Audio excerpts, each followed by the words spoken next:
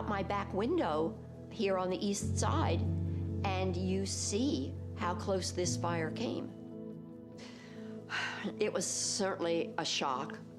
And at the same time, it was such an incredible relief to have the house as safe as it was. I mean, I think with personal preparedness and being ready, it can feel overwhelming. It can feel like a lot to do, and the most important piece is to just start with one little bite at a time. Just start the conversation. Have some sort of plan. It can be as small as a meetup place, a destination that everybody will get to, everybody in the household will get to if there's a disaster. Recognize you live in a community, in a county, that really does take the emergency response as a priority. We have worked diligently throughout the last few years on ensuring that not only our staff are trained and prepared, but we're also putting that out for our community. The more prepared you are in your own community, the better the outcome is going to be. The level of community awareness, they have to be part of the solution. They have to communicate with their neighbors.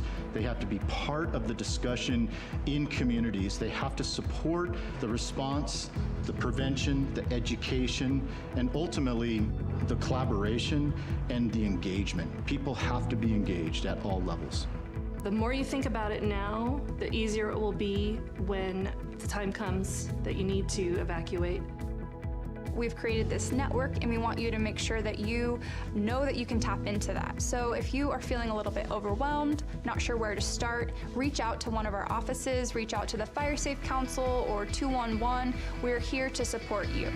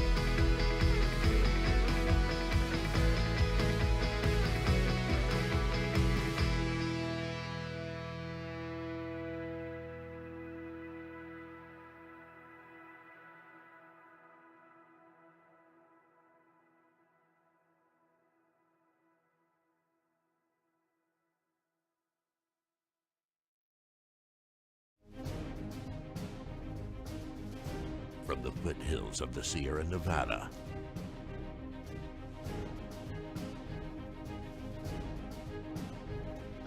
a new hero will emerge.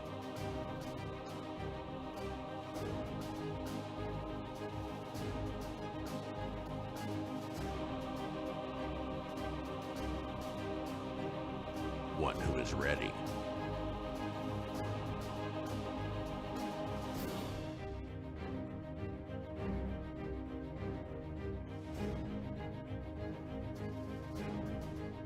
One who makes sure their friends and family are set.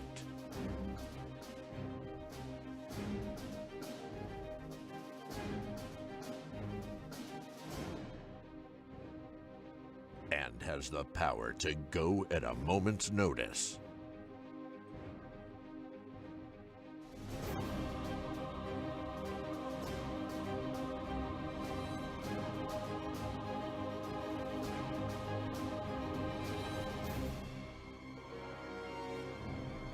This fire season, you're the hero. We are Ready Nevada County.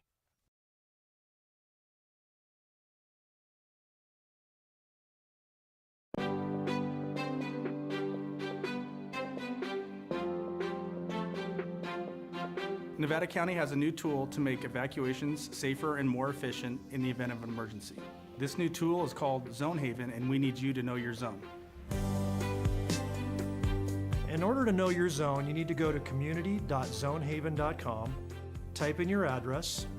Once your address populates in the pop-up window, take that information and write down the zone that is given to you where you know you'll find it in case of emergency. Zone Haven and knowing your zone does not replace Nixle and/or Code Red. It actually supplements them, and it makes those tools more powerful because you'll know what zones are being evacuated or which ones are being placed on advisory.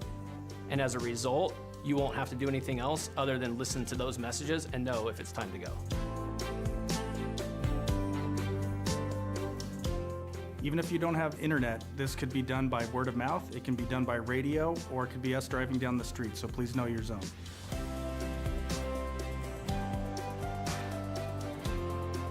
From Truckee to Lake of the Pines, from Chicago Park to Spenceville, every single square mile of Nevada County has a zone. And having a zone that you know for your neighborhood is going to help you save time to be able to evacuate and keep you and your family safe.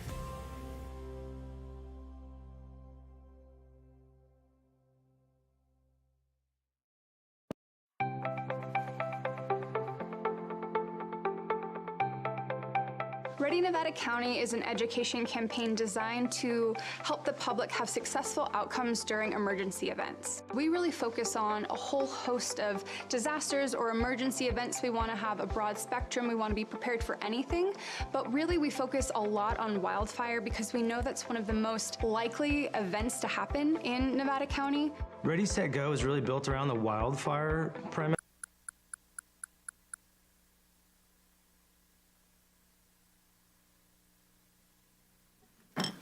We'll call to order this regular meeting of the Board of Supervisors of Nevada County, October 24th, 2023.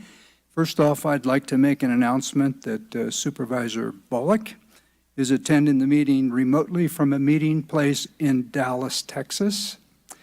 The meeting room is open to the public and it is ADA compliant. So, Hardy, good to have you here.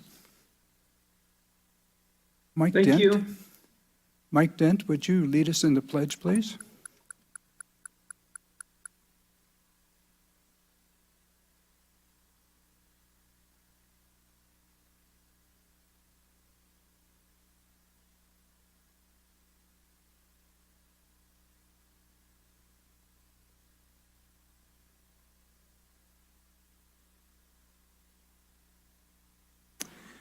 All right, we will go into, are there any corrections or additions to the agenda, Madam Clerk? No, Chair, there's no corrections or additions that I'm aware of. Very good.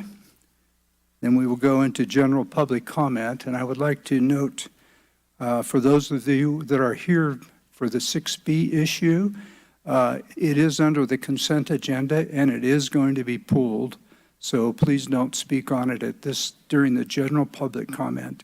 You will have the opportunity when it is pulled. So with that, we will proceed with the general public comment. If you would give your name and district if you wish. It's just encouraged. Ralph? Good morning, Ralph Silberstein, CEA Foundation, and I live in District 3. Ricegrass Valley owns the 56 acres along Idaho-Maryland Road and Centennial Drive, now known as the Centennial Site. The ore processing facilities for the historic Idaho-Maryland mine site were to the east of the Centennial Site, where there are now numerous commercial businesses. The Centennial Site was almost exclusively used for dumping tailings and waste rock, although a timber storage yard was located on the northeast corner for a time. Early on, gold was extracted by using mercury processing, and the tailings were dumped on the Centennial Site. Later, in 1933, a cyanide processing facility was constructed, and those tailings were also dumped on the site. And additional mine waste tailings and materials were brought in from elsewhere as well. Because of the long history of mine waste dumping, the site had been under consideration for EPA Superfund designation. But in 2019, it was conditionally deferred after RISE entered into a voluntary agreement with the Department of Toxic Substances Control, or DTSC, to do a cleanup. By January 2021, a draft Final Remedial Action Plan, or RAP, was produced. No progress has been made since. CEA Foundation objected to major aspects of the RAP, which is apparently based on the assumption that Rise's mine waste would be covering 44 acres. Thus, the RAP called for stripping excessive areas of wetlands and woodlands for the purpose of obtaining soils to cover the toxic mine waste rather than attempting to preserve them. Our concern was that the excessive impacts were really mine impacts, not cleanup impacts. The point being that either the cleanup needed to be treated as a truly independent project and the environmental damage minimized appropriately, or it needed to be included in the EIR for the mine so that the environmental damage caused by the mine would be duly assessed as part of the mine's EIR. Since then, Rise announced at the Planning Commission hearing that they were going to utilize Alternative 2 as defined in the final EIR, which eliminates any usage of the Centennial site. Rise also maintained that they still intend to do the cleanup. Given the uncertainties surrounding verbal statements in the context of the Planning Commission's hearing, we urge the board to request that Rise submit a written statement confirming the choice of EIR Alternative 2. This statement should also be conveyed to the DTSC. Thank you, And Ralph. we urge the board to request Rise to begin the cleanup of the Centennial site as promised. Thank you. Thank you, Ralph.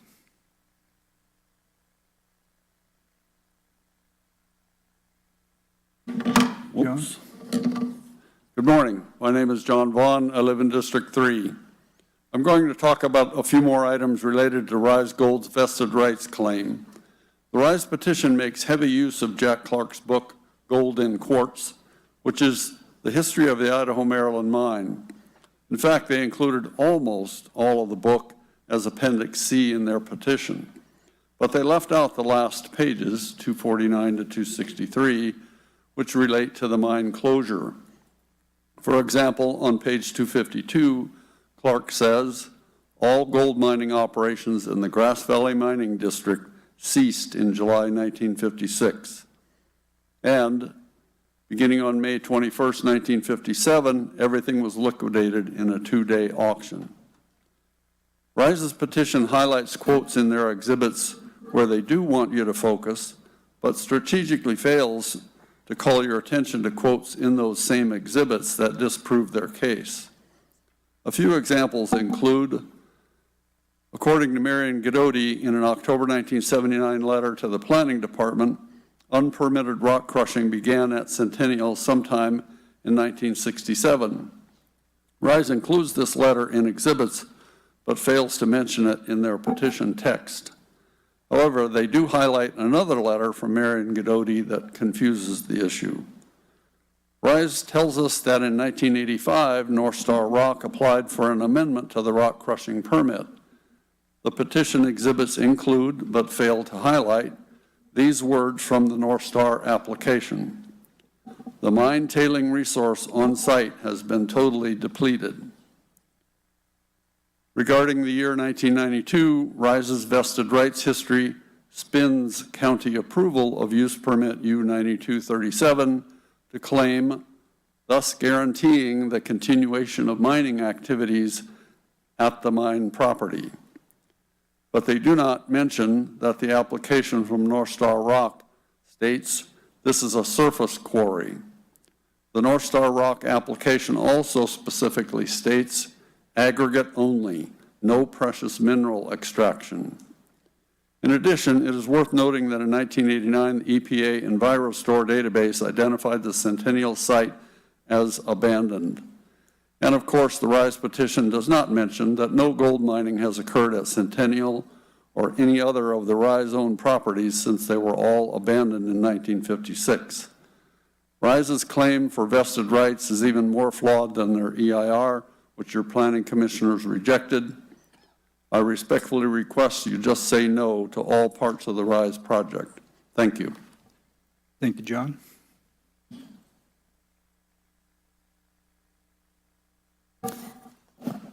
Good morning.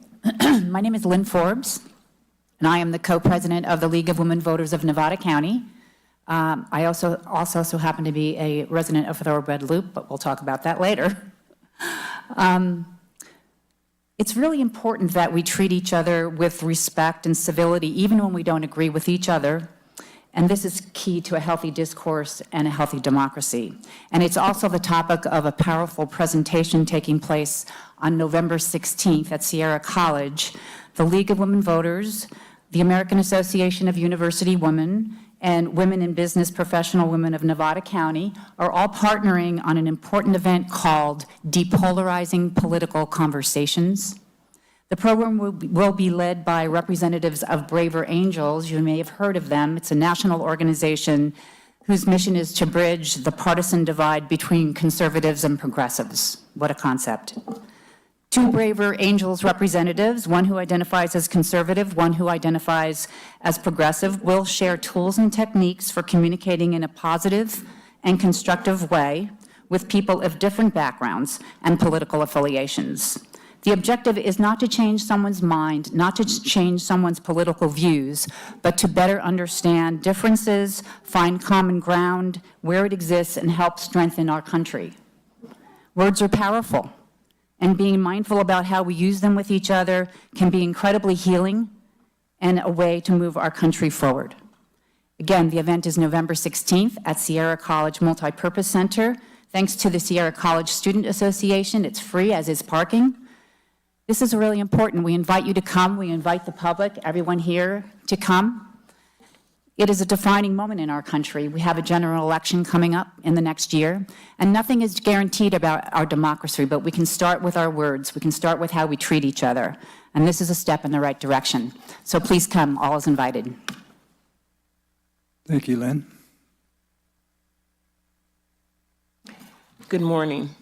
My name is Karen Hoffman. I am a recipient of the In-Home Support Services, and I am here again to speak in support of the hundreds of care providers in Nevada County who provide much-needed care to people just like me. In-Home Support Services allows me to live at home while getting one-on-one support from my provider. But I worry that the low wages paid to providers will make it more and more difficult for me to get that personalized support. We're already experiencing a shortage of caregivers, which will not only get worse if we treat this like a bottom-of-the-barrel job with the benefits and pay to match. I said this last time, but it bears repeating. In-home support services home care is freedom. Freedom to live as I choose. Freedom from being institutionalized, freedom to exist as a human being with dignity and respect. It's a well-known fact that people live longer at home than they do at facilities, and I value both my freedom and my life and would like to keep enjoying both. As you negotiate the next contract in Nevada County, remember that IHSS providers and facilitators of freedom for people who are too often overlooked and forgotten. Ensure their pay and benefits reflect the backbreaking work they do to make sure the most vulnerable in our community are safe and cared for. Thank you. Thank you, Karen.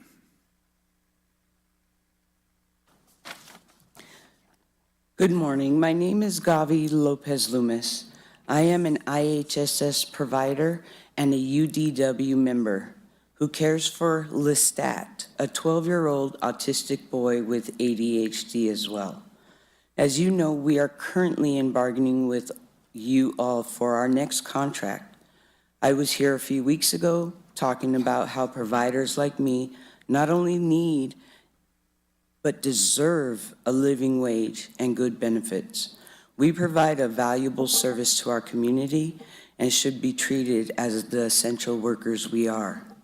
I'm here today to remind you that we are still here and our needs are still very important, and we won't be going anywhere until we reach an agreement you know and we know that we deserve. There's a rapidly growing care crisis, not only in California, but especially here in Nevada. Nevada County, it's time for you to take responsibility for those who need the care here in Nevada County. And that starts with paying us a dignified wage to ensure that there's enough care workers to provide vital care for those who need it. Honestly, this could be one of your family members that need care and a provider, and we would be happy and look forward to being there for them. You could show us you care by bargaining with us for a living wage, good benefits, and job security for everyone that is in need. Thank you. Thank you, Gabi. Michael? Morning, Ed. Mr. Schofield, Chair Schofield, Michael Taylor, District 1. I would like to ask that the Board of Supervisors consider an opportunity for citizens to make a presentation at your workshop. Specifically, Hardy, I would like the opportunity to meet with you in the near future to talk about creating the citizens group that would present priorities for the Board of Supervisors to consider that wouldn't normally be brought to your attention. I'm currently working on an idea for creating policies and protocols for existing septic systems that could significantly increase the added bedrooms or ADUs. I'm also working on an idea for CDA to be waived fees for under 1,200 square feet for a first-time homeowner builder. I'm also would like to talk about or present an idea for the Auditor Controller's Office to have a new accounting system or considered by the Board of Supervisors, as well as a staff, an accountability of staff's hours for their time so that it's not just simply written down and contributed, but that's a system that would actually track their time each day for each project more accurately. An in-depth audit of payroll and hiring, as well as, like the thing I've been talking about consistently, is an ombudsman process for elevating issues between citizens and county staff so that we can deal with issues before there's either a citation written or an appeal process for items with the CDA. So I'm asking, in short, I'm asking for the opportunity this upcoming workshop for a citizens group to present priorities in a format that has real consideration for Board of Supervisors taking priorities. Thank you. Thank you, Michael.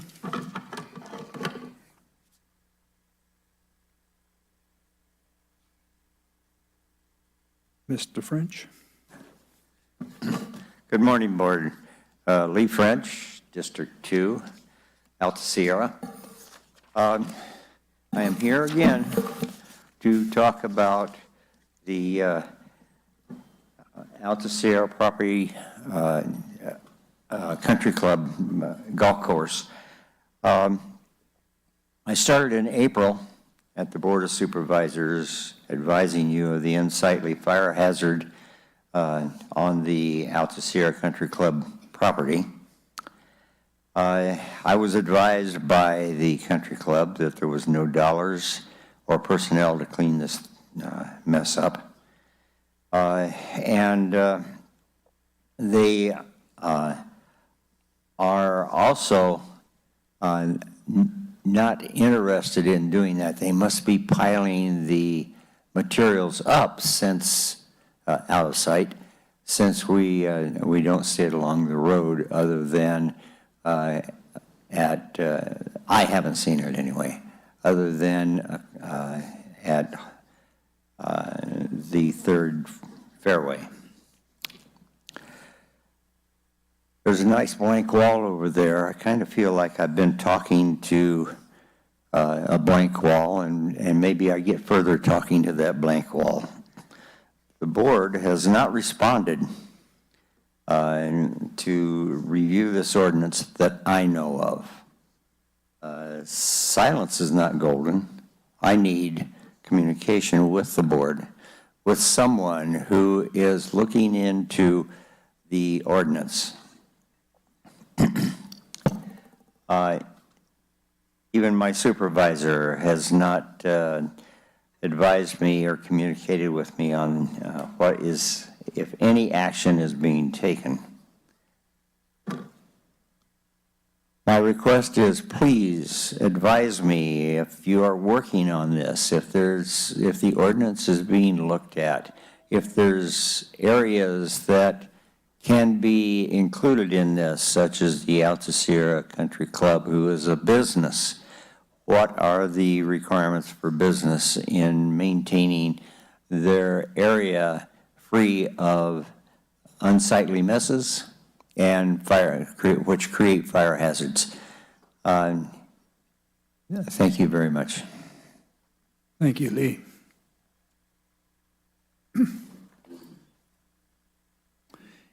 Is there any other public comment in the chambers? Madam Clerk, do we have anyone online? If you can give me one moment, Chair, I believe we have someone calling in. Okay. Yes, he's screening. I will let you know when the caller's in.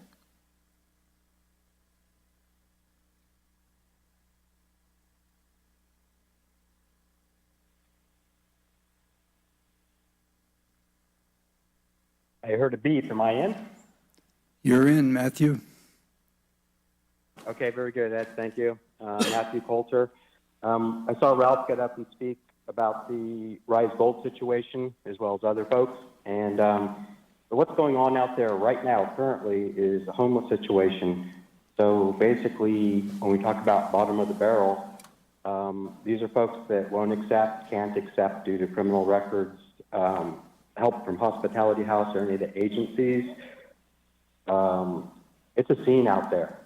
There's been many, many fire responses, police responses, medical responses, and we're allowing this to continue on a developer's piece of land, Rise Gold, which is costing the county and the cities a huge, huge amount of money.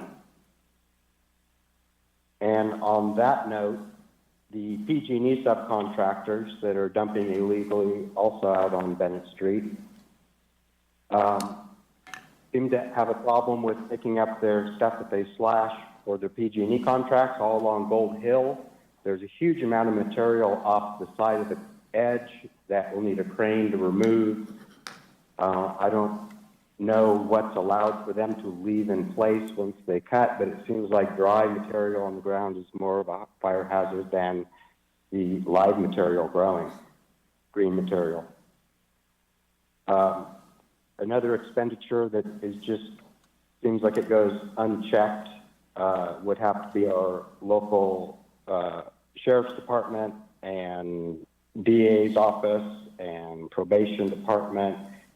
And this is in relationship to my cases. I was in court yesterday. On my way to court, I was given another restraining order, which has no merit, but it'll probably be granted as the other 9 were, because they don't want to hear from the public. I just happen to be a member of the public, unfortunately. And according to our Constitution, I have a right to speak. And as the restraining order from the Board of Supervisors against me previously helped springboard all these other things, because they look at you guys as the governing body for the county, and they say, oh, look, they can do it, so we can do it. So I want to thank you for starting that process, and all over a chair, having me sit in a chair in a specific place in the Board of Supervisors chambers. So really outrageous. I mean, we're way over $250,000. I think we're up into the $500,000 or more range right now on me alone, just for wanting to come and speak during public comment. So it's pretty outrageous that this stifling of the public has been allowed to continue in the cities as well as the county. Thank you. Thank you, Matthew. And I'd like to point out there is no restraining order for you. You are more than welcome to come in here and speak. So, and I don't believe there ever has been a restraining order here in the chamber, has it? Well, yes, there was. There were. If I could respond. Well, there isn't any right now, Matthews. That's the point I'm trying to make, and you're welcome to come here. Is there any other public comment? We do have one more caller, One Chair. other, frankly. Can we bring the caller in, please? Yes. Can you hear me at the Board of Supervisors? Yes. Calvin Clark, Nevada County. My concern is that with the 88,000 missing children at the border. Oh, come on. There you go. Hello? Hello? It's the Board of Supervisors. Calvin? You're on, Calvin. Go ahead.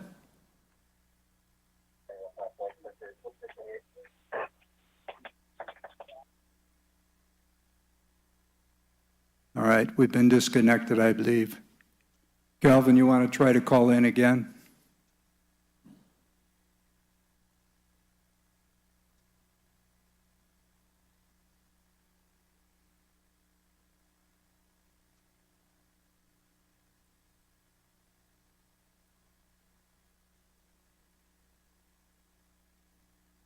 Staff is troubleshooting the issue. Can we take just one moment, Chair?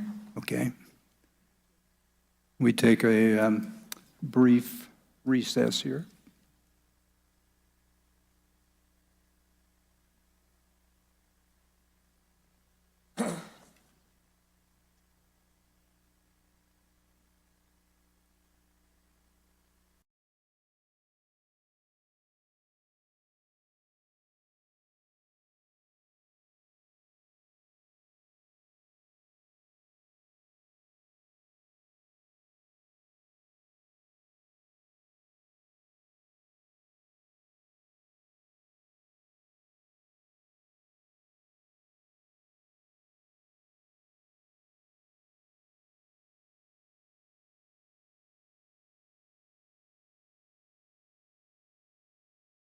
Hang on, yes, is that you, Calvin? Hang on just a bit.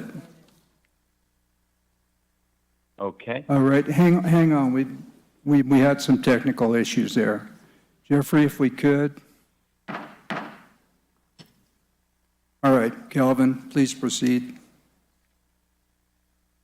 Okay, thank you. I want to address missing children. The Board of Supervisors passed a tracking program hiring a third-party company called Rapid Trace, who changed their name to Over the Ridge during the COVID drama. And I don't think that contract was ever completely terminated. And also, the Board of Supervisors should publish or put on their agenda for the next meeting that a full disclosure of any contracts that they have that are out that are for tracking anyone in Nevada County. And if they don't, then they're considering themselves perhaps to be part of a cartel, since there's 88,000 missing children on the border. And when children come up missing, not only is it devastating and heartbreaking, but it's now a plague in this country. And I would like to see the Board of Supervisors pass an agenda item to make sure that full disclosure of anyone that is tracking anyone in this county is public record. Including, but not limited to, any government, local government agencies, as well as any federal agencies. That should be fully disclosed if someone is tracking cell phones. And we want to know. We want to know who's tracking who. Because if we're not privy to track our neighbors, you shouldn't be have that access to track us, including our children who have cell phones. Thank you. Thank you, Calvin. All right, is there any other public comment in the chambers? And are there any other callers or letters? That was the last caller. Thank you. Thank Very you, Chair. good. Then we'll close the general public comment portion, and we'll go into our consent agenda. These items are expected to be routine and non-controversial. The Board of Supervisors will act upon them at one time without discussion. Any board member may request that an item be removed from the consent calendar for discussion. Members of the public wishing to ask questions or hear discussion on items listed under the consent agenda may raise their concerns to the board members prior to the consent agenda being introduced. The supervisors will take the concerns under consideration and decide if there is adequate reason to remove the item from consent. I do know that the Supervisor Hook is pulling item number 15. Board, are there any other items? Seeing none. Is there any items from the general public that we'd like to see pulled? Very good. Are we okay, Madam Clerk? Yeah, I'm not seeing any callers, Chair. Thank you. Very good. Then I would entertain a motion to approve the consent agenda minus item number 15. So moved. Second. Motion Supervisor Swarthout, second Supervisor Hall. Madam Clerk, roll call. Thank you, Chair. District 4? Yes. District 3? Yes. District 1? Yes. District 5? Yes. And District 2? Yes. All right, with that, we will go to item number 15, and that is Supervisor Hook, so I will turn it to you. Thank you, Chair Schofield. Yeah, I felt like this needed to come before the board just to have some clarification about the process.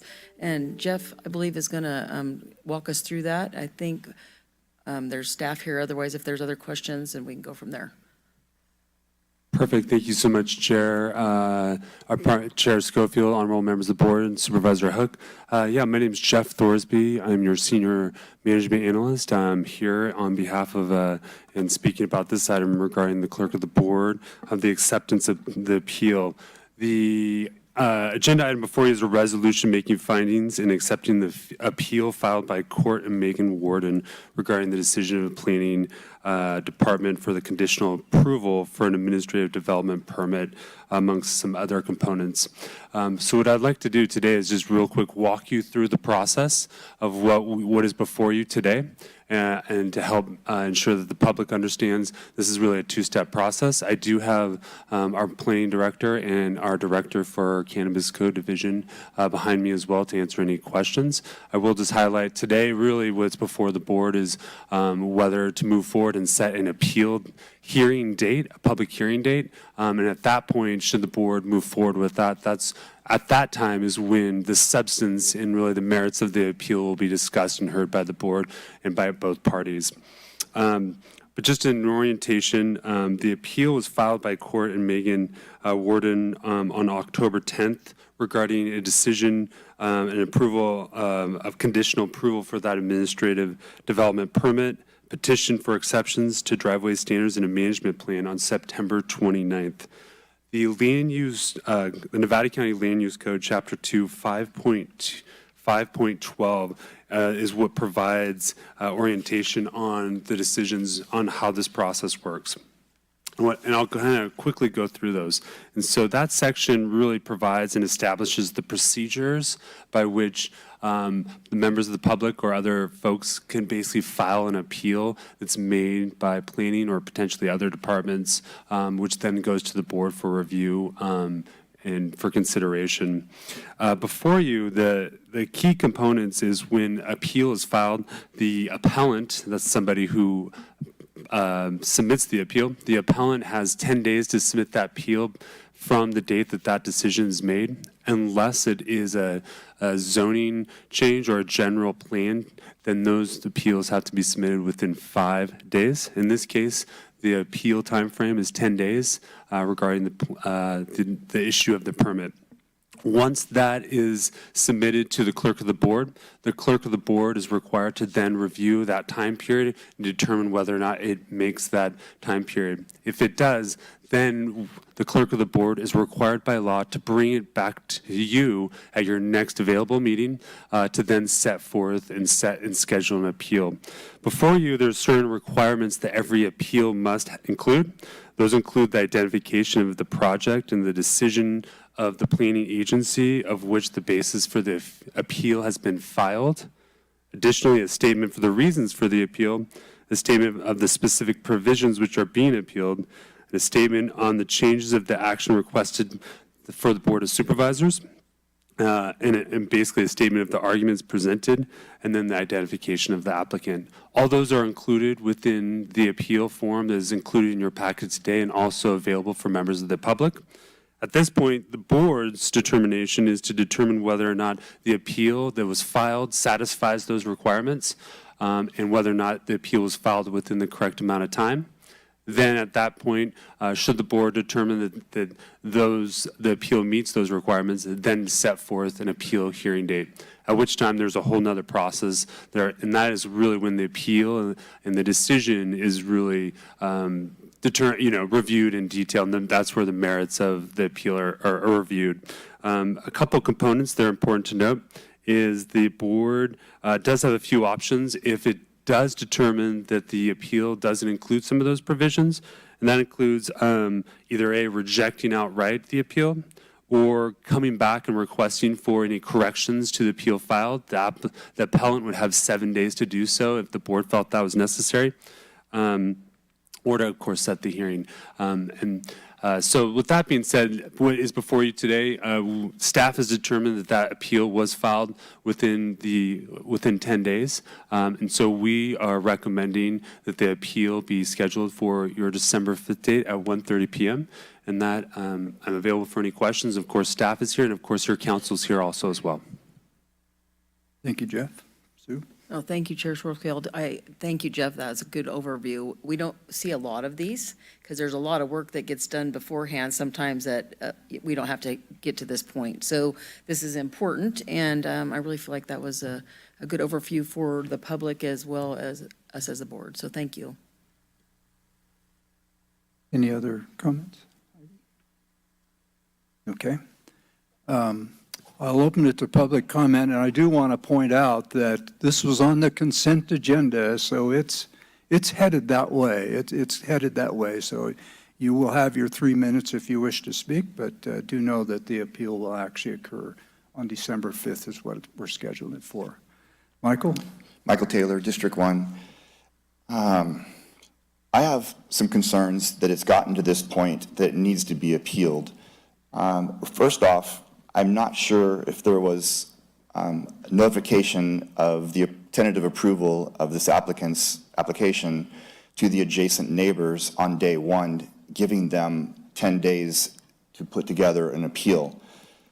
Secondly, I feel that there is a double standard in how the county looks at some people's projects versus other people's projects.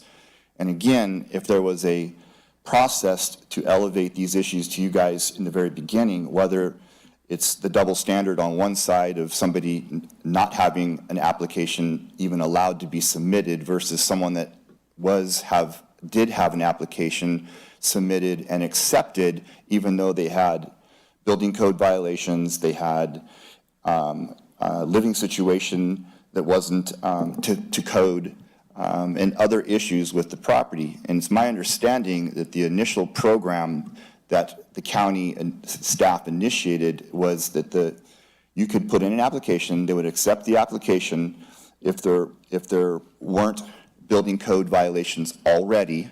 You would have to take care of the building codes that are already violations before you could submit your application. And then it's my understanding that you can't live in substandard housing without an efficient sewer system.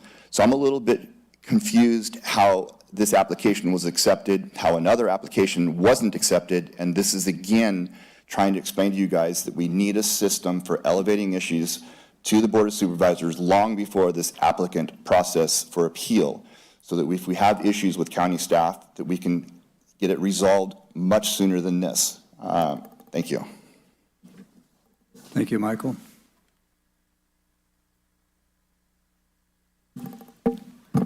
Good morning. I'm Court Warden. My wife and I are here along with the 50 other appellants who adamantly oppose a conditional approval granted for the proposed commercial cannabis cultivation site at the 6B Ranch. This project's been ripe with fraud since the permit was submitted back in 2020. Countless code complaints have been filed for a plethora of reasons. However, code enforcement continues to ensure us everything is in compliance. The landowner is estimated to owe tens of thousands of dollars in property taxes and permitting fees, yet the approval process rolls on. Clearly, something is wrong.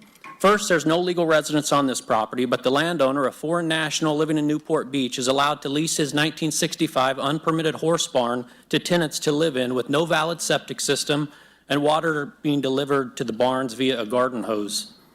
We've met with Supervisor Hook, Trish Tillotson, and multiple other department heads to refute all the false barn construction timelines. We've supplied affidavits from previous ranch owners who built the barns and supplied ranch pictures to substantiate the affidavits.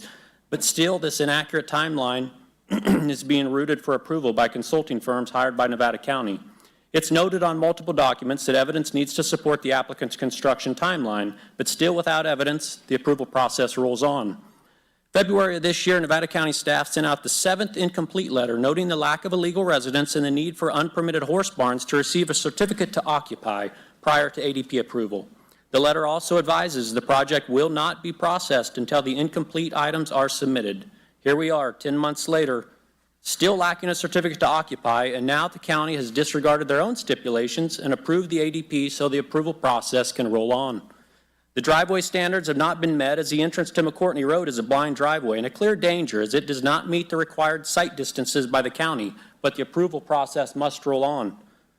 As a result, the county delegates the traffic risk to passing traffic and approves a petition for exceptions to driveway standards. The applicants have noted the dangerous driveway and the need for a safer entrance, but apparently time is of the essence, so public safety is no longer paramount. The conditional approval notes the necessity for the landowner to own the entire driveway. Clearly, he does not. We've proven that with a record of survey. I received an email from Public Works after the Board of Supervisors meeting on 10 October stating the applicant already owns the access to the private property. Therefore, we should retain attorneys and hire land surveyors. We did that already 2 years ago. The applicants are not tenants. They're not landowners. As stated in the previous board meeting, my wife and I are both military service members and therefore subject to the Uniform Code of Military Justice.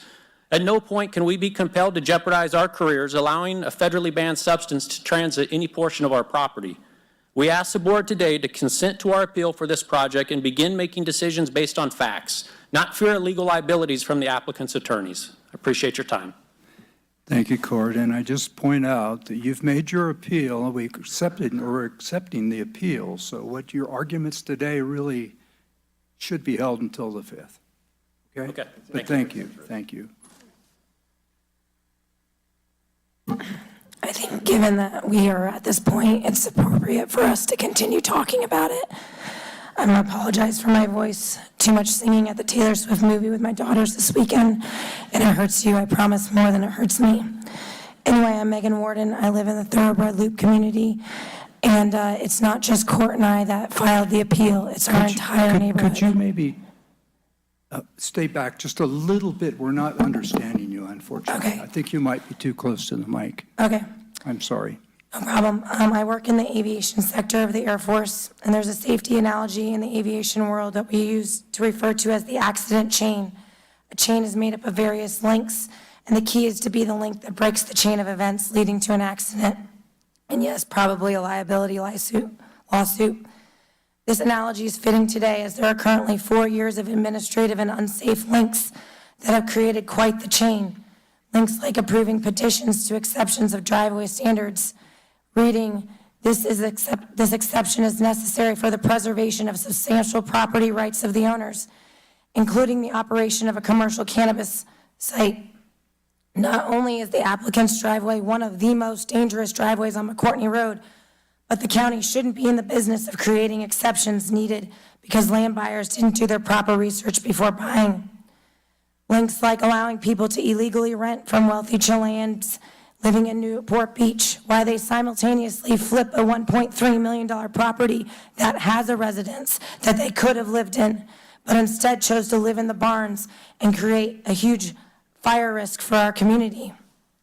Links like allowing septic plants that run downhill into streams that feed Wolf Creek.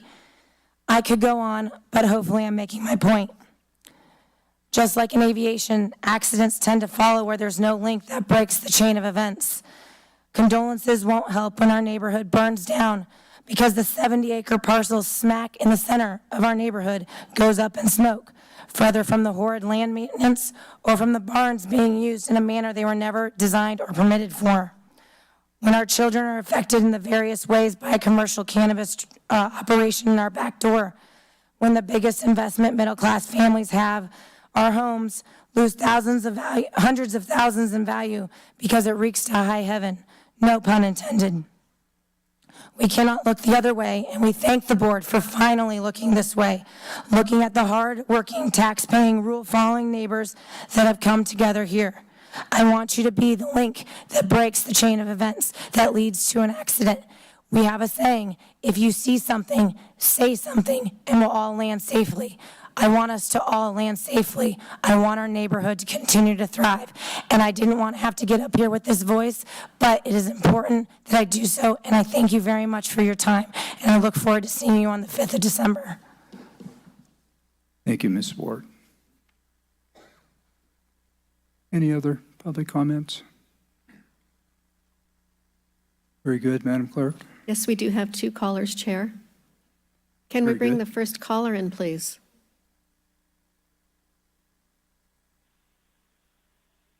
Hi, this is Matthew Coulter, and I would just like to highlight the double standard through planning, through code compliance, through the Board of Supervisors, through the county on many of these projects. It seems like the developers or certain people that grease the right palms get overlooked, where the common person would be trounced upon by the system. So it's so blatantly obvious with so many cases that Nevada County has gone through over and over and over again, from the Ridgeline case to the ongoing cases that are in mitigation right now. So I'd suggest that you look at the rural quality of life that we have here and not try to go after the industrial quality of life that other places are strapped with, that the rural never comes back. It's a one-way street.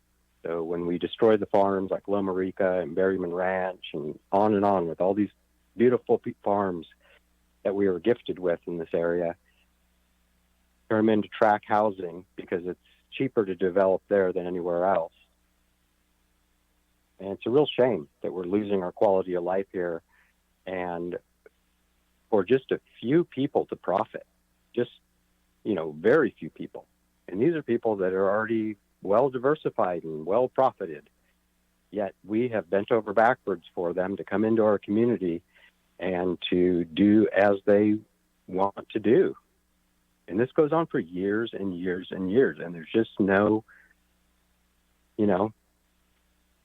nobody doing anything about it. It's really sad that we've lost such a quality of life here. Thank you. Thank you, Matthew. Can we bring the second caller in, please?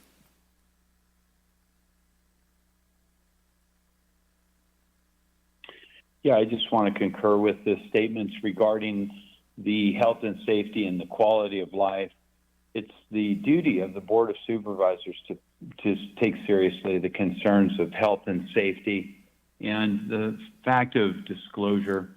Having full disclosure is not often when someone purchases their property, nor is it when somebody changes the zoning. And giving people adequate time to respond is essential, especially since things are often swept by so quickly and approved so quickly without public comment and without discussion. So I want to thank those that have spoken on behalf of children in neighborhoods where criminal activity is increasing through some of this not disregarded type of thought where there's no common sense. So I encourage the board to hold the line, stay strong in defending the families and the rural quality of life in this community. Thank you. Thank you, Calvin. Chair Schofield, I Yes. did want to report that the board received letters regarding this. District 4 residents Elise Wagner, Lana Jane Corliss, Irv Barron, Marilyn Scholl, and Stephen Senator, and they're all opposed to the project. And also you received an email from a Placer County resident, Sandra Ferguson, opposing the project. Very good, and we've received those. Thank you. All right, I'll close the public comment portion of this, and I'll bring it back to the board. Any other discussion? Seeing none, I'll entertain a motion. So moved. Second. Motion Supervisor Hook, second Supervisor Swarthout. Madam Clerk? Thank you. District 4. District 4, yes. District 3. Yes. District 1. Yes. District 5. Yes. And District 2. Yes. Thank you. Mr. and Mrs. Ward, thank you for your patience here, and we will see you on December 5th.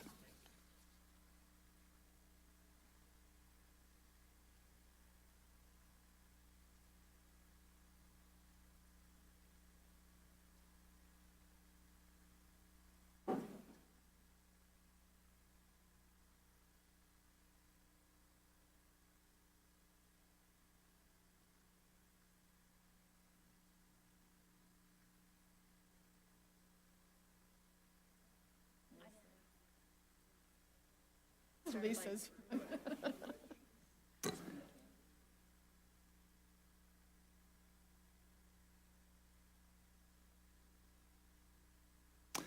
All right, what we're going to do at this time is we're going to recess as the Board of Directors or the Board of Supervisors of the County of Nevada and convene the meeting of the Board of Directors of the Nevada County Sanitation District Number 1.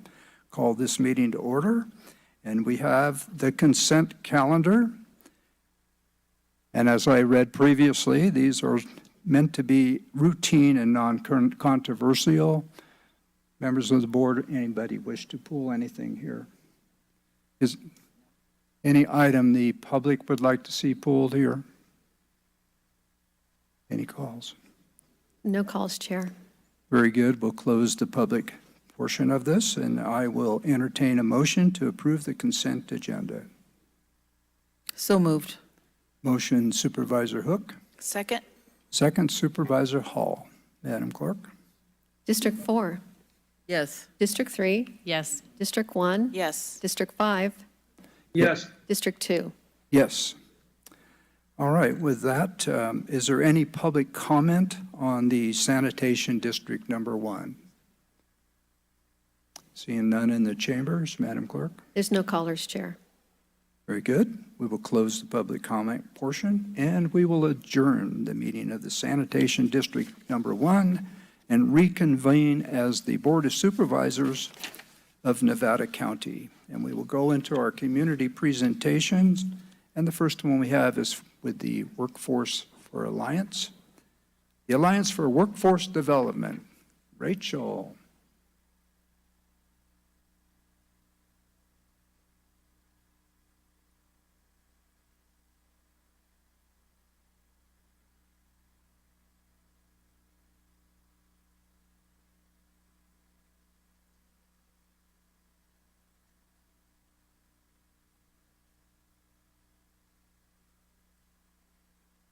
Good morning.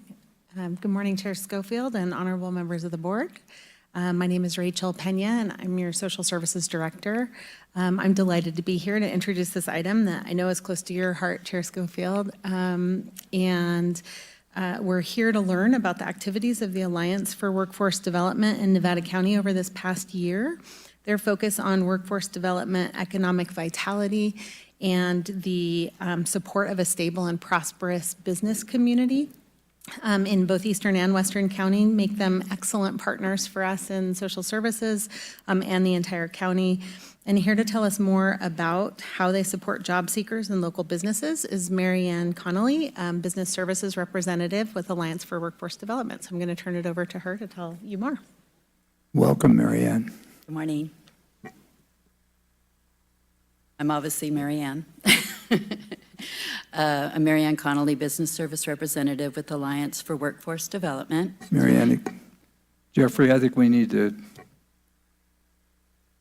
it sounded so good yesterday with nobody in here.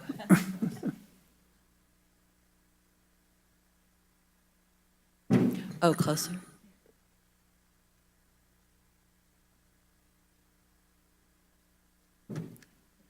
Quiet. Pardon me? There you go. Oh. Okay. That's good, Mary. We're good? Okay. Go ahead. Still Mary Ann. So I'm with Alliance for Workforce Development, otherwise known in the abbreviated form as AFWD. And it's nice to see you folks again. I saw you in the spring. I hope you found the previously submitted information helpful. And this presentation is to spotlight how AFWD fulfills our mission statement of providing pathways to success. Last presentation, I focused on the on-the-job training programs, and this time I'd like to focus on the partnerships that we have with our community to improve our workforce here in Nevada County. So just as a reminder, in in California, 11 counties are represented by the Northern Rural Training and Employment Consortium. And it's still a mouthful, so we will refer to it as NORTEC. AFWD is one of the 3 service providers for 6 counties of Nevada, Butte, Modoc, Plumas, Lassen, and Sierra. And again, I'd like to thank Supervisor Schofield for your continued dedication and energy and commitment for representing us here in Nevada County on the NORTEC Governing Board. You're very much appreciated. I know it's a lot of work. We have 2 locations in Nevada County. We have our Truckee office on Donner Pass Road in the Truckee Library Complex, and in Grass Valley in the Brighton Green Center on McCourtney Road across the street from the fairgrounds. In the next slide, you will see the unemployment numbers for fiscal year 2022 and 2023. Nevada County started with a incredibly low 2.7% unemployment, and it was bumped up to 4% by the end of the fourth quarter. California overall employment ended the fiscal year at 4.9, and yet Nevada County maintained our 15 rating of the 58 counties.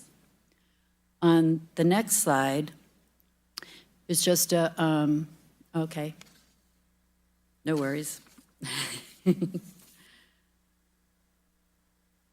So on this slide here, I'm sorry, I had them in a different order. Just a moment.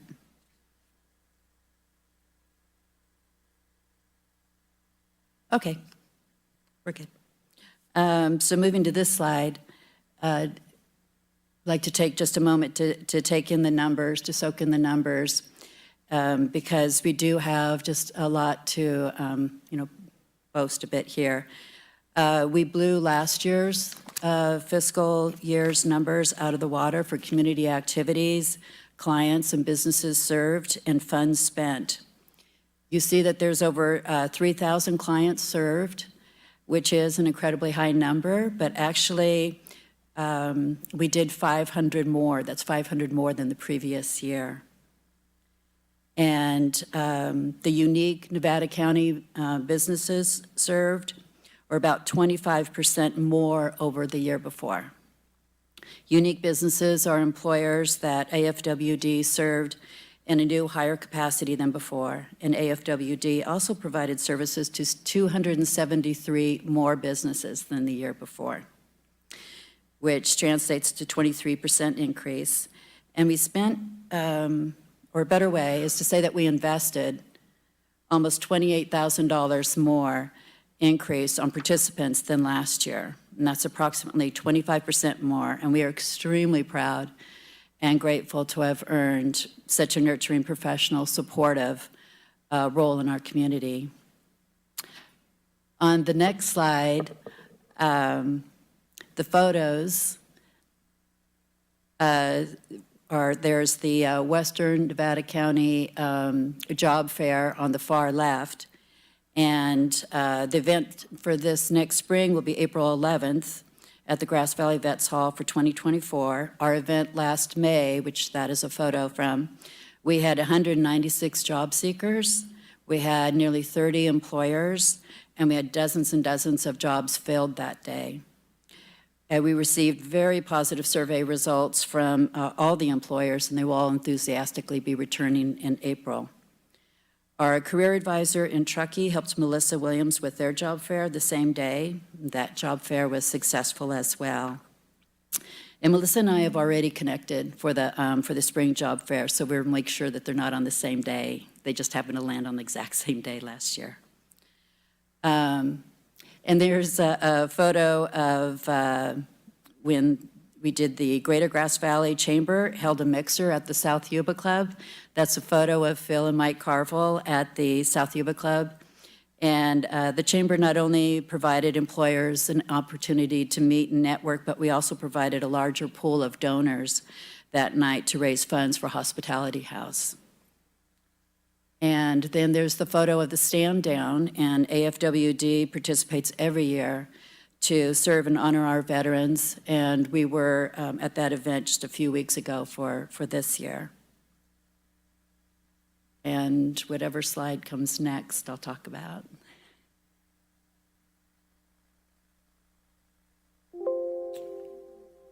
Yeah, I think we're missing some slides. So that's okay. I'll go ahead and, if I could go ahead and just, I will jump to looking forward. Would that be all right? Would you like to see what's going to happen next? And I don't know where, there he is. I took Supervisor Bullock's advice at my last presentation, and I did reach out to Kristen York of the Sierra Business Council and have forged a nice relationship.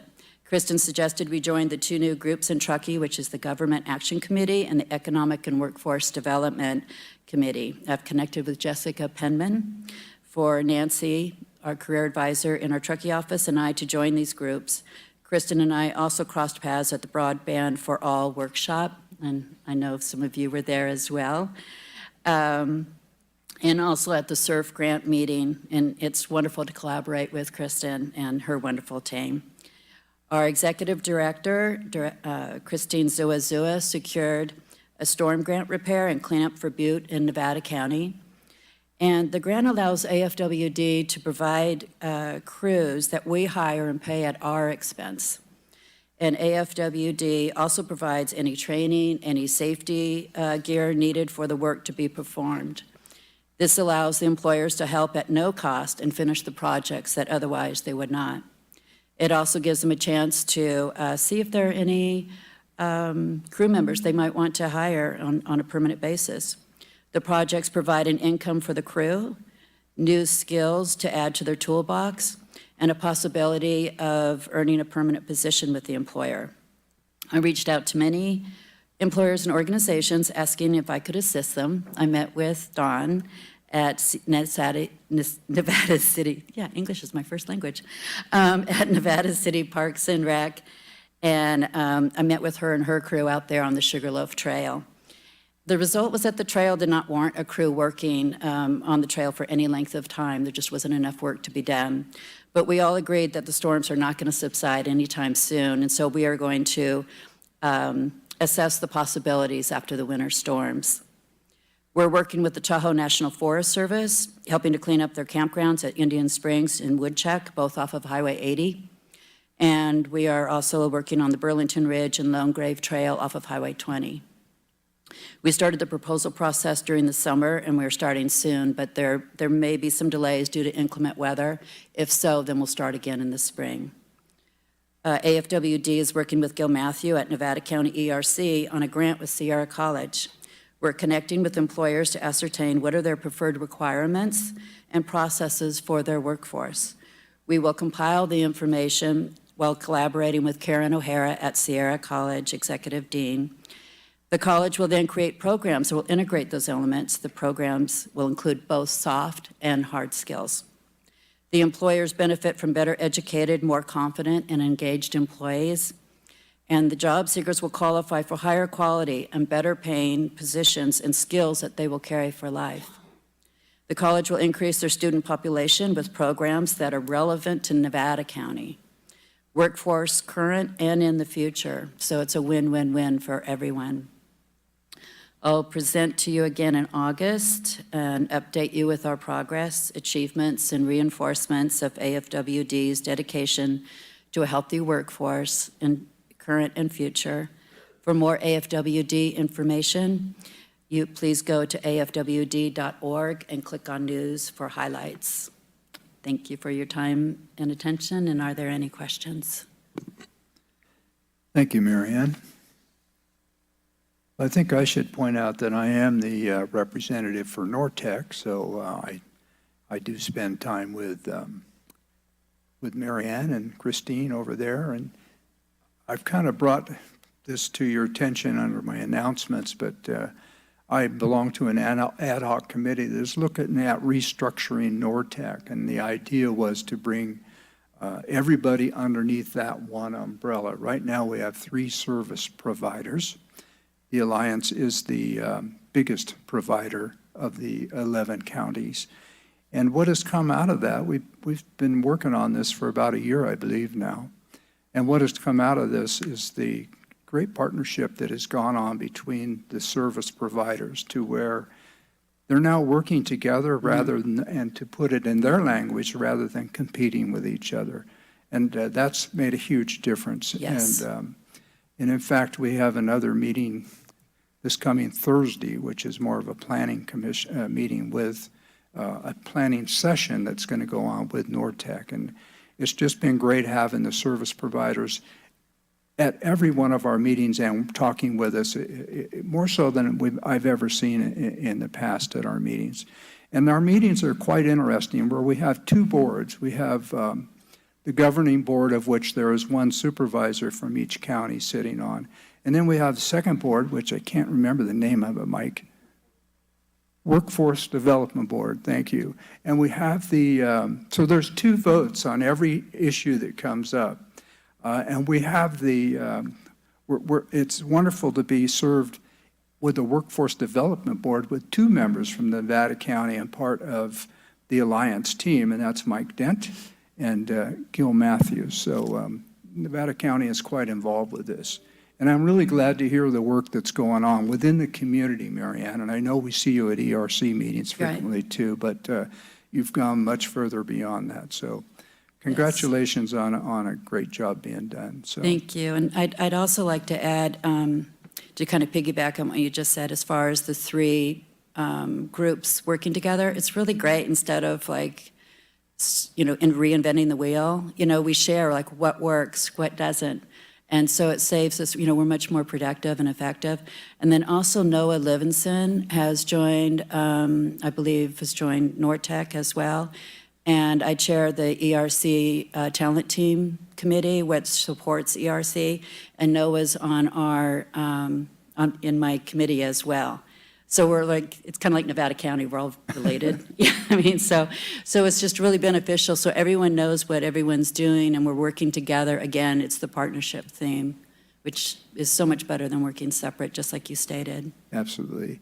And it is interesting too, while we went into these meetings thinking, okay, this is the new structure we want to look at, the further along we've gone, it's like, ooh, maybe that's not the way to go either. So it's going to take a while. There will be a restructuring, but what it's going to look like, we honestly don't know right now, but it's been very, very beneficial. There's always a learning curve. Absolutely. At least moving forward is better than just staying and doing the same old thing. So thank you. Sue? No, Marianne, it's good to see you again this year. It's good to see you. And so it is exciting. Just tell me a little bit about your crew that you put together again. That's kind of interesting when you build a crew that does outside labor type things. Is there perhaps a way that you're going to build that into their own new business? That's a great question. The possibilities are yes, but it's also that some people are in a position where they're not ready to take on a full-time job, with a huge long-term commitment. And so we advertise specifically for whatever, like with the Tahoe National Forest Service, we'll just call it TNF. They prefer working for 10-hour days, and we decided on what were their priorities. And so that is what we advertise for temporary work. And then when the people show their interest, then we give them more specifics on what that particular job is. Because like say on the trails is going to be different than the campgrounds. And obviously there's a huge distance between, can you go up to, off of Highway 80 up to the upper elevations. And then also, as far as starting your own business, that's a really great question because, again, working with Sierra Business Council, with Kristen York, they actually have a program for forestry for people who are interested in starting their own like tree company. They, for free, will, I believe it's 5 or 6 meetings, and they will train them in how to start the business, how to write contracts for the Forest Service, which is always, you want to really hone in on what they need, how to hire, how to just, basically start your own tree business because we obviously need it. I mean, the Forestry Service can't do everything. So we're in a huge need for more tree companies to be able to help them out. So Sierra Business Council has that all covered. And it's and they will actually come to, like, if we want to hold it here at our county building, they will bring their instructors here to our county building on McCourtney Road. If they want to have it in Truckee, they'll go to Truckee. Wherever it is that community, they like to have it maybe around 5 or 6 people that are interested in starting their own businesses, but it's a great service. No, So that's just- fantastic. Training is good. No, I like that. I mean, and there's a lot of seasonal Forest Service, CAL FIRE, lots of seasonal jobs that kind of open up that door that can go somewhere Right. later. So it's really good. And I'm watching the programs that are building through our high school and college. Right. In those, so how do you get the job after you get out of school? Once you have that Right. training. So those things that you're doing are so important. I love hearing this, and it's great to see you. And, the Yeah. numbers say a lot about the work Yeah. that you're doing in our community. So thank you. And also too, AFWD, when we do these temporary crews, not everyone should have sharp objects in their hands that are moving, So when whoever is the employer and our lead person, when they decide, who should learn how to do chainsaw, then we do pay for the chainsaw certification. That goes, that says volumes for their next resume, for their next, when they want to go ahead and say, this is in my skill set, I have experience doing it. And also too, they can name drop, hey, I worked for TNF.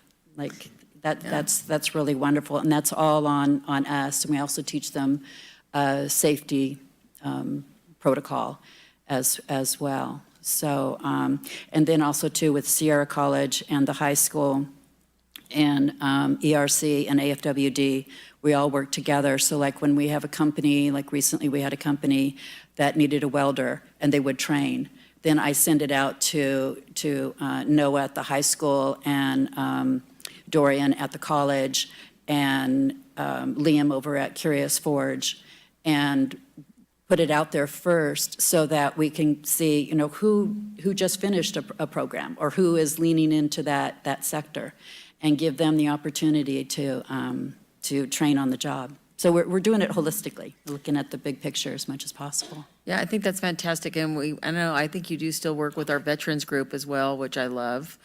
I just talked to a gentleman, he's off right now, but he's a welder. When he comes back, he's going to be looking for a job like that. And I love how that we tie those together as well.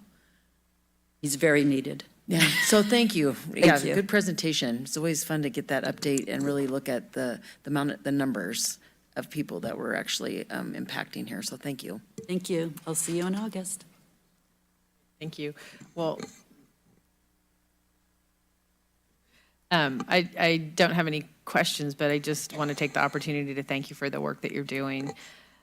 Small business is hard, and the more resources that we have available for people are really important. And the way that we do business in small business is it's changed. I really saw the starting of instability in 2018. The very first thing was the power outages with PG&E, which affected everybody, whether you were in the service business or in the retail world or manufacturing. And so I always looked at that as that was the first kind of unstable situation that we had, where as small business owners had no idea what was the next thing. And that continued for a couple of years.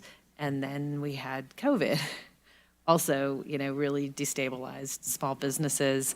And then to go into 2 really extreme winters with the weather. So all those things played a part to where we sit today in the business world, which is we live with instability. And so any resources that can be provided to help people understand how you overcome those instabilities is fantastic. So I applaud the work that you're doing, the collaborative spirit. I think from my perspective, communication is really important because a lot of people just don't know that these resources exist. So the work that you're doing with the other agencies, with the Economic Resource Council, especially with the Sierra Business Council, who holds our economic development contract, are really important. So I'd say keep up the good work. I actually have a couple of young friends who are looking for work, and I'm going to send them to your website Fantastic. when I get an opportunity to do it. So Thank you. thank you. Thank you. I don't have any questions either, but I appreciate the work you're doing, that you connected with SBC, that you've got these crews going, that you're working with Sierra College. I've always wanted to see more collaboration with the college. So it sounds really good. So thank you, and thanks to Ed for working on consolidation as well. That's always a good thing, but difficult. So thanks. Thank you. I'm on the Foundation Council for the Sierra College as well. Artie? Oh, thank you, Marianne. It was good to hear you got together with SBC. A lot of great resources in that organization. You've got a lot going on. I appreciate it. I was thinking Supervisor Swarthout mentioned the piece about marketing and communications, which I think is really important. Is many people just don't understand the services that are out there and available to them. So I think I would definitely encourage any kind of enhancement to that. I know it's always kind of a challenge, but it looks like you've done a great job reaching into all the various communities, looking at your numbers. So congratulations, and keep up the great work, and obviously let us know how we can support you. I just had one quick question, and sometimes I dig into this data too much, but looking at the unemployment numbers, I think the average movement for our county was about a point, and then some of the other state and national averages did not trend along the same line. I was just wondering, I guess two questions, just broadly speaking, what is, in your opinion, the main driver of the unemployment rate for Nevada County? And then second question, why is it disproportional to the state and national averages? If you've thought or looked at that or have any data, probably talk more about that maybe on Thursday at the ERC piece as well, but. Okay. I'd have to look at them and study them. I know that one of the reasons, as far as in Nevada County, as far as how we took a little bit of a bump up, there were a couple of companies that moved their headquarters out of the area. And so some people went with the company, some people, became unemployed, but other companies also absorbed them, those employees. But I'd have to look at the numbers to answer your question fully. Yeah, no problem. I was just curious about the broadly what drives it from our county, but yeah, thanks for the insight. Appreciate it. Yeah, and also too, we did hire a career counselor that I believe you know, Nancy Settle, who has done a lot of work in the Truckee community. So we're extremely excited to have her on our team. Oh yeah, that's great. Yeah. Thank you. Thank you. All right. Do we have any public comment on this item? Madam Clerk? There's no callers, Chair. All right. I think okay. I'll entertain a motion to accept this presentation then. So moved. Second. Motion Supervisor Swarthout, second Supervisor Hook. We need a roll call, Madam Clerk? You could do a voice vote if you'd like. All those in favor, say aye. Aye. Opposed? Motion carries. Thank you very much. Thank you, Marianne. Thank you, Rachel. All right, our next item is Mr. Ryan Gruber. We'll be talking about the Partnership Health Plan. Ryan? Good morning, Chair Schofield, members of the board. Ryan Gruber, your Health and Human Services Director.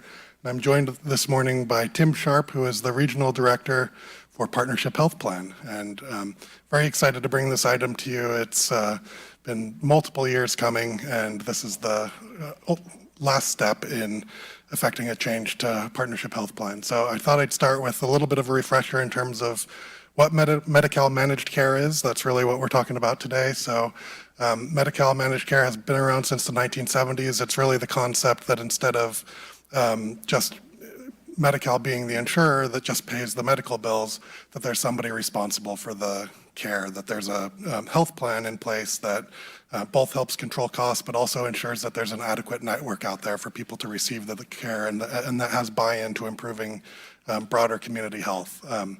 So with the implementation of the Affordable Care Act, all counties in California were required to enroll in Medi-Cal managed care plans. Almost all our Medi-Cal recipients are required to be in a Medi-Cal managed care plan. There are several models out there, and this map shows the previous landscape in terms of the Medi-Cal managed care models. The state didn't give rural mountain counties a choice and basically forced us into a two-plan regional model where we had our Medi-Cal managed care covered by two commercial health insurance plans. There was an audit that found massive shortcomings with that system, particularly in the areas of mental health for the mild to moderates, which are with the managed care plan, versus the seriously mentally ill, which are with Nevada County Behavioral Health. So it's been a longstanding goal of Nevada County and some of our regional neighbors to move to what's called a community organized health system, which Partnership is an example of that. In August of 2021, your board, followed by 9 other boards of supervisors in our neighboring counties, passed and submitted ordinances to the Department of Healthcare Services indicating our desire to move to Partnership Health Plan as our Medi-Cal managed care plan. Over the last 2 years, Partnership has been actively engaged in coming to our community. They've been attending our meetings, including our community health improvement process. They've come out and met with healthcare providers, including meeting with county staff, and have been very engaged in building the relationships and networks to make themselves a success here. On September 1st, Department of Healthcare Services announced that Partnership has met all the operational readiness criteria for the 2024 Medi-Cal contracts for the 10-county expansion that they'll be embarking upon. So that was a key step between when the board decided to move to Partnership, was making sure that they were ready to absorb the, I don't know the number of additional enrollees. I think it's something in the neighborhood of 200,000. I don't know. We have it on a future slide. What you have before you today is a new ordinance that replaces the existing ordinance that you passed.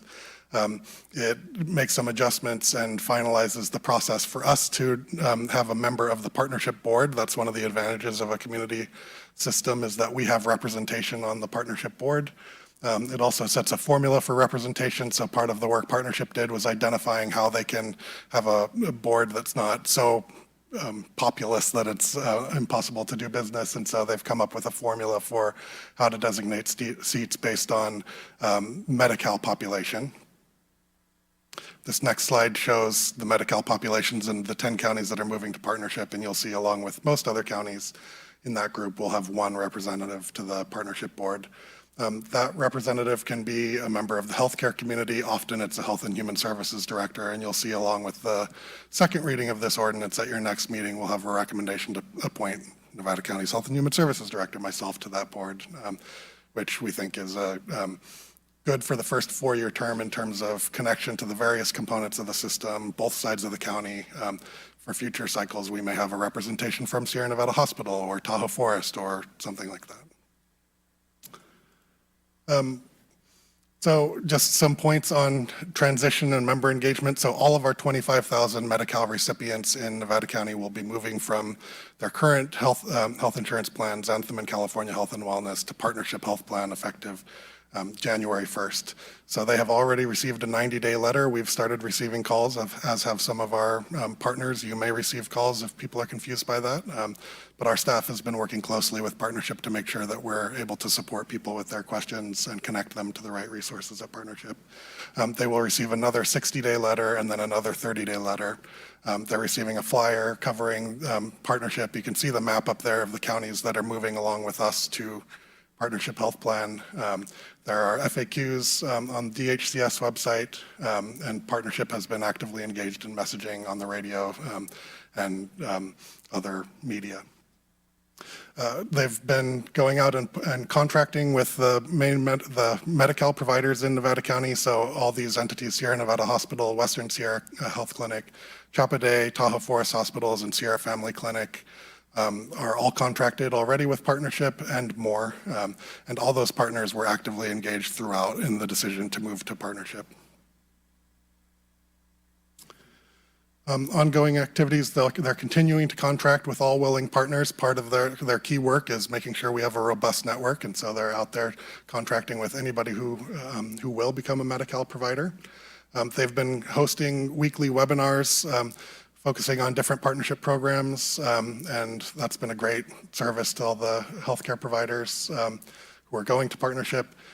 Continuity of care, the state has a continuity of care plan for counties that are changing plans, ensuring that members are linked and have continuity in terms of their primary care provider, any services that they're in the middle of, et cetera. And then they're working on establishing MOUs with various county programs. So you'll see further contracts and MOUs with Partnership coming through from the county for the work that we do by agreement with Partnership. And then I'd like to turn it over to Tim to talk a little bit more about the organization. Thank you. Sounds like the mic's working. So my name is Tim Sharp. Nice to meet you all. Thank you for having me. I am the Regional Director with Partnership Health Plan. So I want to give just a little bit of additional information about Partnership. So as we can see on the screen here, we are expanding to 10 additional counties in 2024 in January.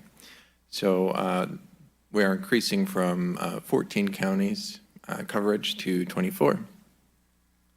So we are, again, a county organized health systems or COAS plan. We are a nonprofit public plan. One thing that we like to kind of brag about a little bit is our low admin costs. You typically see with commercial plans anywhere in the range of 10 to 15, even higher in some instances admin costs, but we keep that low, 5% or less, so we can really make sure that that the funds are going into the communities that we serve and driving health outcomes. Another benefit of being a COAS plan is each of our counties and communities have control and autonomy. We're very, we kind of call it our secret sauce. We've got boots on the ground in each of the local communities that we serve and are very responsive to concerns and issues that are brought to our attention. We have a lot of community involvement. We of course, contract directly with providers and community-based organizations. We're also, we'll talk about this a little bit more on another slide, but actively engaged with contracting with enhanced care management providers and community supports. We have advisory boards that participate in collective decision-making regarding the direction of the plan, and we've got a lot of great advisory boards. We've got our Consumer Advisory Board, our PAC committee, which is composed of providers from the communities that we serve, and many more. All that to say, again, we try to be very responsive to the specific needs of the individual communities that we're serving. Now, there are a lot of points on this slide. I'm not going to go through every single one of them, but just wanted to give a general timeline for just historical background of where we started back in 1988. just in a single county, Solano Partnership Health Plan was originally established. You can see over the years we've grown significantly and have launched a lot of new programs. Most recently, we've done a lot of work in the CalAIM space, specifically for ECM, which is Enhanced Care Management and Community Support Services. And yeah, we can go ahead and move on to the next slide. So our mission, very simply put, is to help our members and the communities we serve be healthy. It sounds simple, but there's a lot that goes into it. Our vision is to be the most highly regarded managed care plan in California. And these numbers are obviously changing quite a bit with redeterminations well underway in every county, but as of when this slide was created, we were approximately at around 674,000 members that we serve. In terms of the population, 31% of all residents in our 14 county service area are partnership members. And of course, as we expand into the 10 additional counties next year, we'll see those numbers fluctuate.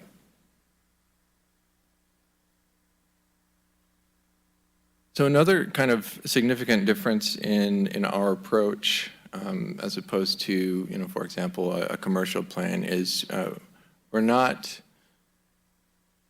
we don't turn anyone away, any providers away who are willing to contract with us and who are eligible to contract with us. We recognize that, particularly in more rural communities,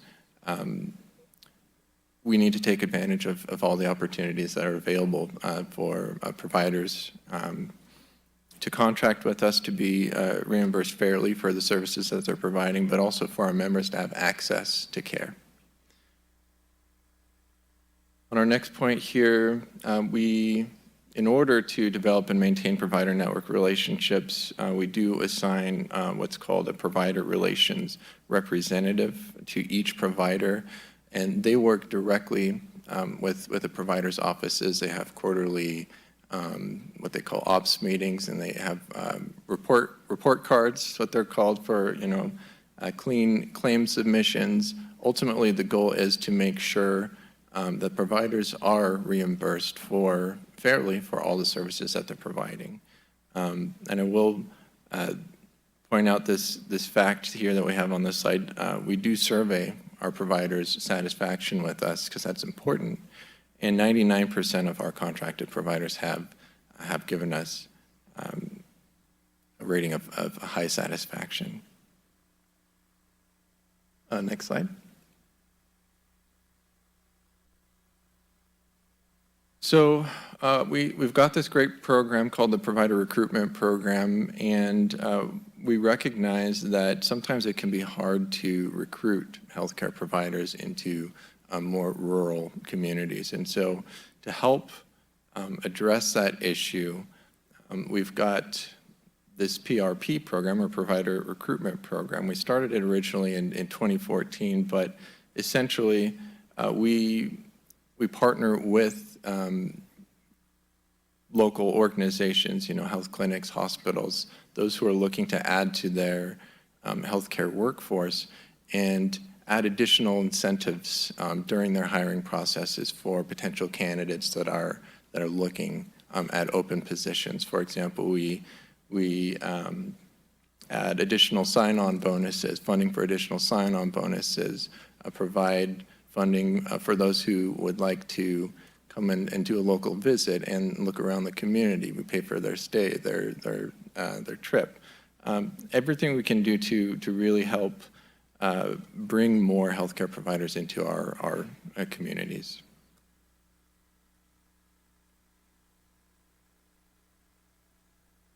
Some of the partnership priority initiatives that we have going into the next few years. As we know, Medi-Cal redeterminations are well underway. We're making sure to partner with counties and providers to continue member outreach. One thing we have noticed, of course, is it's not a perfect system, Medi-Cal redetermination. We are finding that in some instances, members are disenrolled in error, And we are definitely working with our providers to make sure that those who were disenrolled in error can continue to be seen and, of course, are not erroneously sent to collections. We want to make sure that that's avoided at all costs. We're continuing to make large strides in CalAIM. We're building out a robust network. Coming with this new year, we have the population, a new specific population of focus. The state has released several of these, but with this new year, we have children and youth and justice involved, and that's focusing on the folks who are coming out of the justice system and making sure that they have the resources available to them that they're going to need to land on their feet and add value to the community. Transportation. So we have, initially we were partnering with a third-party vendor for our, not vendor, but third-party administrator for our transportation services. And that was a good lesson learned for us because we just ran into all kinds of issues with that in terms of quality, timeliness. It was just not the service that we want to be able to provide for our members. It was not a service that would be considered to be worthy of our family and friends. And so with that in mind, we took that service back in-house, and we are now doing that ourselves. We've hired on a large number of staff to run this program. We've seen transportation utilization from our members go through the roof, which is great. We want to make sure that they know that this benefit is out there. And just to clarify, this service is to help them get to and from their medical appointments. We pay for that to help them go to the pharmacy to pick up their prescription, things of that nature. And lastly, I'll touch on the state did pass a legislation that is requiring all managed care plans to be ready in 2026 for a DSNP, which is a dual eligible special needs plan. So for those individuals who are eligible for both Medi-Cal and Medicare. And we are, January 2026 sounds like it's far away, but we recognize that there's a lot that needs to happen between now and then. So we've already brought on consultants to help us identify any gaps that we have in place. This is not our first foray into the Medicare realm. We did it a number of years back, but we want to make sure, of course, we're very thoughtful and strategic with our approach going live in January of 2026 with this new Medicare line of business. And again, a lot of points here, but we wanted to just showcase a lot of the community investments that we have done. And I won't go into each of the points here. Of course, I think we'll make this presentation available for those who would like to go over these specific figures here. But all of this just to say that we really, truly are putting the money, putting the funds back into the communities and finding creative and strategic ways to do that. And next slide. That was everything. Any questions? I'll just put a finer point on that. That was one of the main selling points when we brought it to the board previously, was the idea that rather than going into profit with an organization like Partnership, they're able to reinvest into the community. And so it was great to see all that up on one slide. Thank you, Tim. Thank you, Ryan. Heidi, let's start this. Yeah, thank you for the presentation and for helping us understand what this all means. I'm most interested in what this means on the ground. So if you can help me, and I think this might be to Ryan, but I'll let you guys figure out who answers this. Very practically speaking, does this mean that our Medi-Cal patients or clients are going to be seeing new providers? No, Partnership has gone to great pains to contract with as many of the current providers as possible. So I think the slide said 99% or something like that. I don't know what current status is, but the intent is to contract with all the current providers. And the main ones in our county were listed on that slide. So both hospitals, the 3 federally qualified health clinics, those are all contracted. So people will see a change in who's their health insurance plan, but they shouldn't have to change who's their doctor or the services that they're getting. Okay, and does that include the mental health and behavioral health services as well? For the people that are Medi-Cal and in the mild to moderate range, the people in the severely mentally ill range are still county clients, so there should be no change there as well. Okay, and does this mean there will be more, potentially more providers than available? Like that we're going to be closing some of the gaps we've had in provider? That's the goal, yeah. So again, we are trying to be as creative as we can, both, obviously, contracting with all of the providers that are already here, but then also incentivizing additional healthcare providers to move into these communities as well. Okay, very good. I'm really excited about the provider recruitment program that was highlighted. Some of you may know that Chappaday, Sierra Nevada, and some others have been partnering to try to get more doctors to come up here and see our community and potentially stay. So it seems like a great partnership with Partnership already having a program that's geared towards that. Yeah, that sounds good. And then we at the county, we've been preparing for this shift too, so it's all ready to go and we're not anticipating too many glitches. Correct, yes. There will be, every year we bring a memorandum of understanding with the current 2 plans. There will be 1 memorandum of understanding with Partnership from Public Health and Behavioral Health. We are a contracted provider in terms of CalAIM, so we have our ECM-funded home team. So we're in the process of bringing that contract to the board. So for us, again, the things that are already in place are going to continue to be in place, and we're looking forward to the way that working with Partnership, we can enhance the situation. They're active participants, as I said, in our community health improvement plan and more. So very excited to have them here. Okay, that's great. It's rare these days to get really good news in these in the healthcare and mental health and behavioral health provision issues. So this is great to hear. Thanks for the presentation.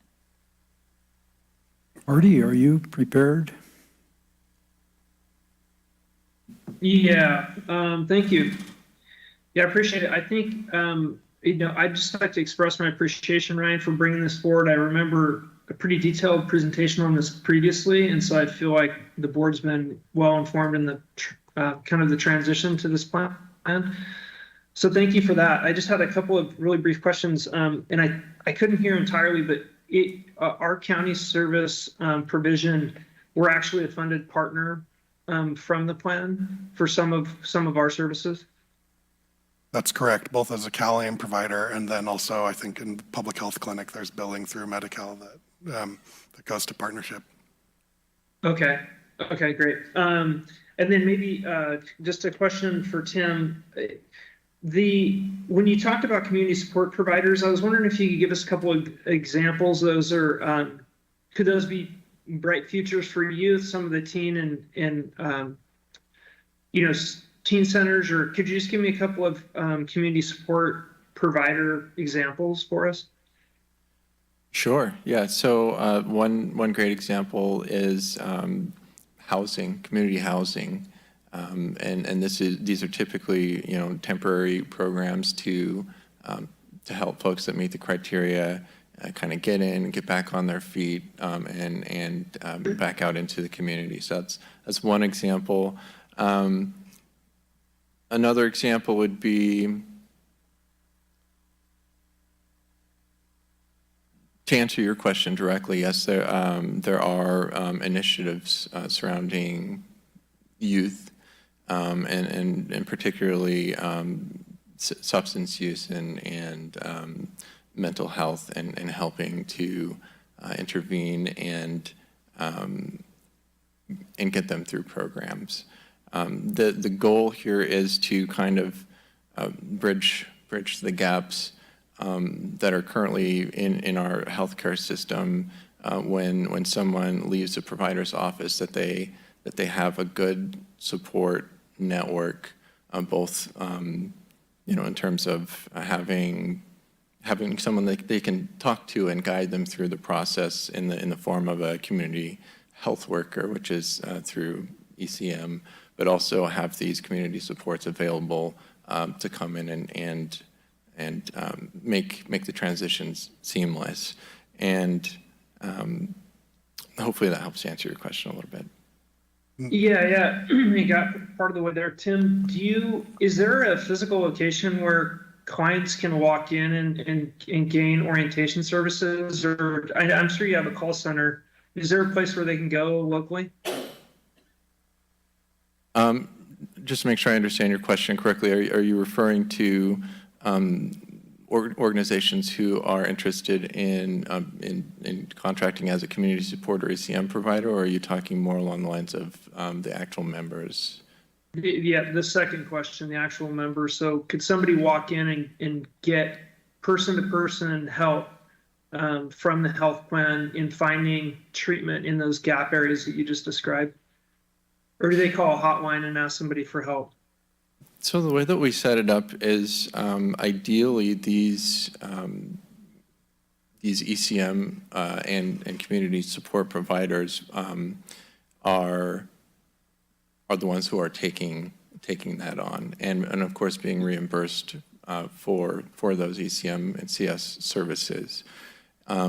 We do have local footprints in many of the communities we serve. We've purchased an office in Chico and are looking at one in Auburn as well. And we do frequently have members come in, typically not with that specific type of question. They'll usually have a question about a claim or maybe a concern about a visit that they had a provider's office or something of that nature. But for any question at all, even this type of question, they can call into our customer service line, and we can refer them out to any community support programs or ECM programs to make sure that they have that need filled. Okay. Yeah, Brian, who's our ECM provider for Nevada County? So far, we had a client in Nevada City or Grass Valley or Truckee. Who would that be? Sure, and sorry, I don't think you can see me trying to sort of jump in here. So we have locally in Nevada County currently, we have several community supports providers as well as ECM. ECM is the case management benefit. Nevada County itself is an ECM provider through our ECM funded component of the home team. So right now they're based out of the Future Brunswick Commons, the Future Commons Resource Center on Sutton Way. They work very closely with our community supports providers, like Hospitality House is a power user of community supports and a key local provider. And so our ECM team, as their case managing somebody who needs a housing deposit or one of the various other community supports, they're liaising very closely with Hospitality House. I believe Freed is also a provider, so people can walk into Freed and get services. And I think we have a number of other local providers in the hopper to become ECM or community supports providers under partnership health plans, so that should only grow. But I'd say the partnership we have between our homeless services folks at the county and Hospitality House is a great example of the CalAIM services working in tandem. Got it. Okay, yeah, that totally answered my question in the last part. Thank you so much, Tim and Ryan. Yeah, there's so many arms and tentacles of this. It makes it is still really confusing. So you answered some of my questions. Can we go back to the Medicare portion of this? Because of course we live in a community with a lot of folks that utilize that. So you're saying 2026 when that would come on board. So how's that going to transition? I mean, how's that going to work between now and then? We're in 2023. So now, and Rachel, who just left, could answer a lot of these questions really well. Right now, if people are dual eligible, meaning they can be on Medi-Cal and Medicare, they're called Medi-Medi, and I believe they're fee-for-service Medi-Cal, so they don't get enrolled in a Medi-Cal managed care plan. It is basically just Medi-Cal pays the insurance bill if there's a doctor that takes Medi-Cal. They don't have a managed care plan that's really caretaking their health care. And so starting in 2026, partnership, and I presume other plans throughout the state will have to enroll those Medi-Medis, the people who are also on Medicare. Okay. And then the other thing, just let's go back to the justice part of this. Is going to be interesting because now with court ordered different programs that are going with that, how's that going to play into this, especially with some of our court-ordered folks that have to go to treatment and with housing. Sure. So ECM, the case management benefit that comes through CalAIM, is based on populations of focus. So it's not just every Medi-Cal member. You have to meet certain criteria. One of them is people experiencing homelessness. The one that's upcoming, or two of the ones that are upcoming, are youth engaged in the child welfare system, and then criminally justice involved people transitioning from incarceration. So it's something we're definitely looking at. I'm sure partnership within all their member counties is looking at how to engage providers that can serve that population. We've been working really closely with the sheriff's office on both the inreach to the jail as well as the outreach to the jail already. And so having an additional Medi-Cal benefit to be able to bring to bear in that can only help. But we've been working really hard to make sure people do have that landing place and have housing available. But very much a work in progress, and welcoming CalAIM and the role that it will play there. Okay, just one more then. So this transition, so I do know some folks have been getting those letters that says this is no longer going to be available to you, is kind of how it reads, which is interesting. So it's a little kind of confusing until you really dig through that. I mean, I've sent them to you, but maybe you could explain to me a little bit more how that is, because their benefit, especially I think this was one of the folks that called was more like, remember it was CMSP, and then the adult services covered California. How does that play, and how does that transition work? So the Medi-Cal redeterminations are Medicaid redeterminations are going on across the country. Medi-Cal in California, where basically nobody had to renew their Medi-Cal during the pandemic emergency. With the expiration of that, everybody is getting a packet of paperwork saying you need to renew. And so we're working really hard to make sure people understand that paperwork, know they have to submit it, and don't just assume their Medi-Cal is going to continue. So your suggestion to those folks, though, would be to reach out. One lady said she called often. It was a little confusing. She really didn't get the help she felt like she could use. So you guys would do that here, right? We would have that available, Right. like at Brighton Greens or somebody where you could come in and actually talk to somebody and work through that process? People can come in and people can call. I know our staff are really prioritizing trying to answer all calls or get back to people as soon as possible. And I've gotten some of those calls as well, but just because of volume, inevitably there are going to be issues getting through and confusion when you get a complicated pack of paperwork. Yeah, no, that's great. Thank you. Good presentation. I know this has been a long time. We've been looking at this, and you know, as we move into this process, it's like it's here. It seems like it's been a couple years, 4 years. And so watching it kind of play out has been really interesting. So thanks for the presentation, and thanks for being here, Tim. Of course. So no questions, but thank you for the presentation. This is all very new to me because I'm the newest person up here, so I appreciate your explanation and the understanding of it. It sounds like you guys have been working on this for quite a while, so it's great to see it move forward and start into the implementation process. Yeah, this has been a long time coming, and I know you've put a lot of work into the transition, so it's greatly appreciated. I just in your presentation and the questions from my colleagues here, the one that I kind of focused on a little bit was Hardy's question, is there a place where a person can go to discuss these plans? And I would think that, and it's been pretty much answered, frankly, but you know, the term we hear, no wrong door, that hopefully it would be, no matter where you walk into, whether it be Freed, whether it be right next door to us here, that those people are going to be able to assist. It's not going to mean you got to go on the web to get an answer, or even go down to Auburn or Chico. I have the impression that's not the case. That's not the case. Just say yes. That is correct, yes. Okay. And I was very, very interested in the provider recruitment program. And again, you brought that up. I mean, we hear Dr. Neely at Sierra Nevada talking about this frequently. So I don't know how involved you are right now, but they're heavily involved with it. And hopefully you can be of great assistance to the hospital area. And then finally, the one that I kind of heard you talk was transportation. Tell me how you're doing that yourself. How does that work?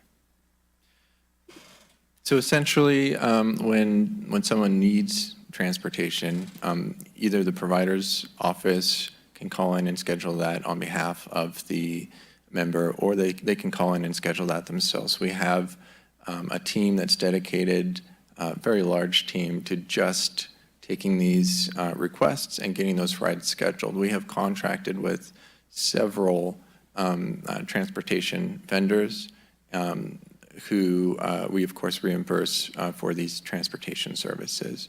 But you're not involved with our local transportation program? Yeah, paratransit would be. I would have to check on that. I'm not certain. Do you know? Not paratransit, which is through our county department. Their Logisticare is what it used to be known as for Medi-Cal patients, and we know that this is an issue here where we've struggled with some people not able to get rides. So I appreciate that partnership has elevated it and taken in-house the ownership and management of that, but it's not related to county public transportation services. It's specifically to get to medical appointments and things like that. What I will say, though, is that there are some instances where we have contracted directly with the counties to provide these transportation services as long as they meet the specific, eligibility criteria. So, yeah, that's something. Well, and I know our system has some restrictions also, but it seems like if you could take advantage of that, would be beneficial to both of us. And again, so who are they? Where are they coming from? If I'm a recipient and I call you, who's going to come and get me? Is it volunteers or? No, it's not volunteers. It is someone you're contracting with. Yeah, we're contracted with numerous providers. That's all they do. And are you doing it right now? Yeah. Currently? Mm-hmm. Okay. Not yet for the members in this county, because we go live January for our 10-county expansion. But yeah, they're doing it right now. They have been. In the other areas, but not in Nevada County, is what you're saying. Exactly. Yeah. Okay. But the current plans. So is that service being provided currently? The current plans previously subcontracted the management of it with Logisticare, which now has a different name, and then Logisticare subcontracts with the actual companies that provide the rides. Partnership is cutting out that middleman in terms of the third-party administrator. So that service is available here. That's a constant challenge. May always be a challenge in terms of just being able to get enough people to get to remote areas of the county, but it does exist. It's a challenge system, and looking forward to how partnership can improve that. Yeah, we are looking forward to that partnership, Tim. So again, thank you. Thank you, Brian, for all the work your team has done on this. Sue? Yeah, just one question, and I just as this for clarification and helpful for our community is, if they called 211, they would get them to the right place. So sometimes it's hard to function through and know which department to call. So this would all be available through 211. Yes, 211 actively maintains their list of resources, and so I assume there's a number to call to get rides through partnership if you're a partnership member, and so we'll make sure 211 has all that information.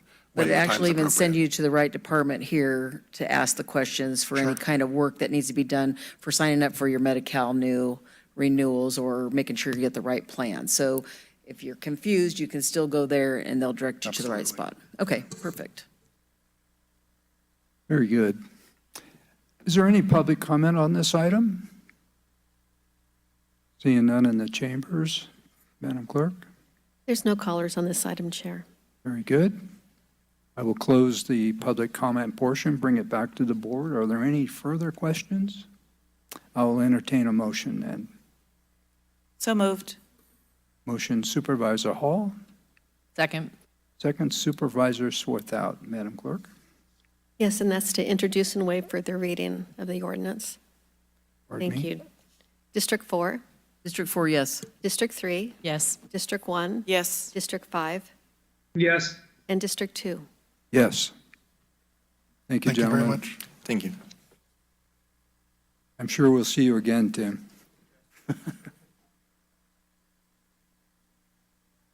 Do we need a break? We'll take a quick break, 5 minutes.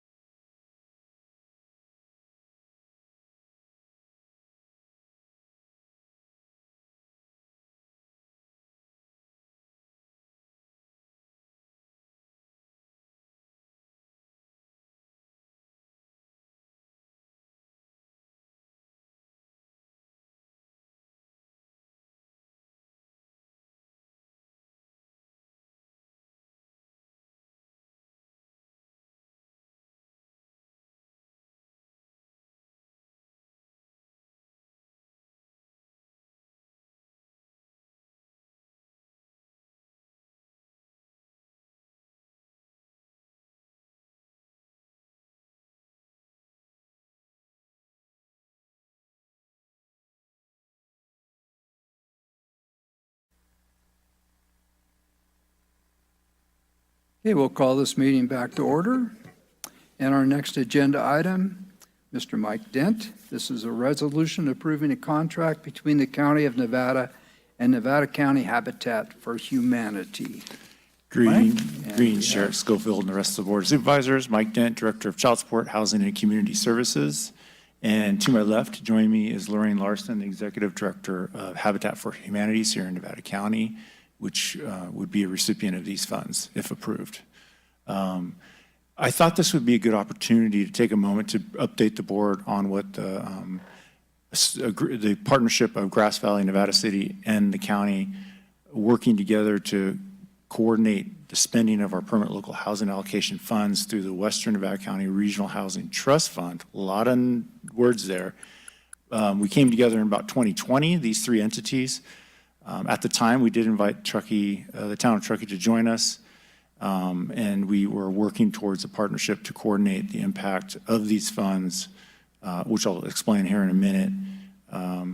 And so this item before you is a resolution to contract with Habitat for Humanities to develop and construct an owner-occupied house within the District 3 jurisdiction of Grass Valley for a low-income homeowner, and using permanent local housing allocation funds specifically from the three entities in the amount of $171,000. There's no general fund included in this amount, and there's also no other type of funding that the trust fund uses. It's just straight permanent local, PLHA, permanent local housing allocation. I've spoken to you several times about this partnership in the past. Again, it's Grass Valley, Nevada City, and the county. We coordinate the benefit of these funds through an MOU that we signed back in 2020. And most recently, the trust funds put money towards Cashins Field, which was a loan to that project, and just this year, a loan to Lone Oak 2 once it secures the rest of its funding. So this would be the third effort in this partnership. And PLHA, for listeners' information, was created in 2017 through SB2. It is that extra $75 filing fee that we're charged when we record a real estate document with the recorder's office. That money gets kind of pulled up and it moves forward in the form of a return to the jurisdictions that were received to receive those funds to move towards addressing unmet needs in the housing of their residents. For an example, last year, collectively, the three entities brought in about $926,000 in PLHA. It varies year to year based on the amount of recording. And while we're talking about the Western effort to coordinate these funds, there is a similar effort up in Truckee. For Supervisor Bullock's information, as I mentioned, Truckee went ahead and created their own PLHA plan back when this money was coming forward. They receive their own funds annually, and I'm not sure what they're using it on right now, but I believe it was to start up their ADU program within the town.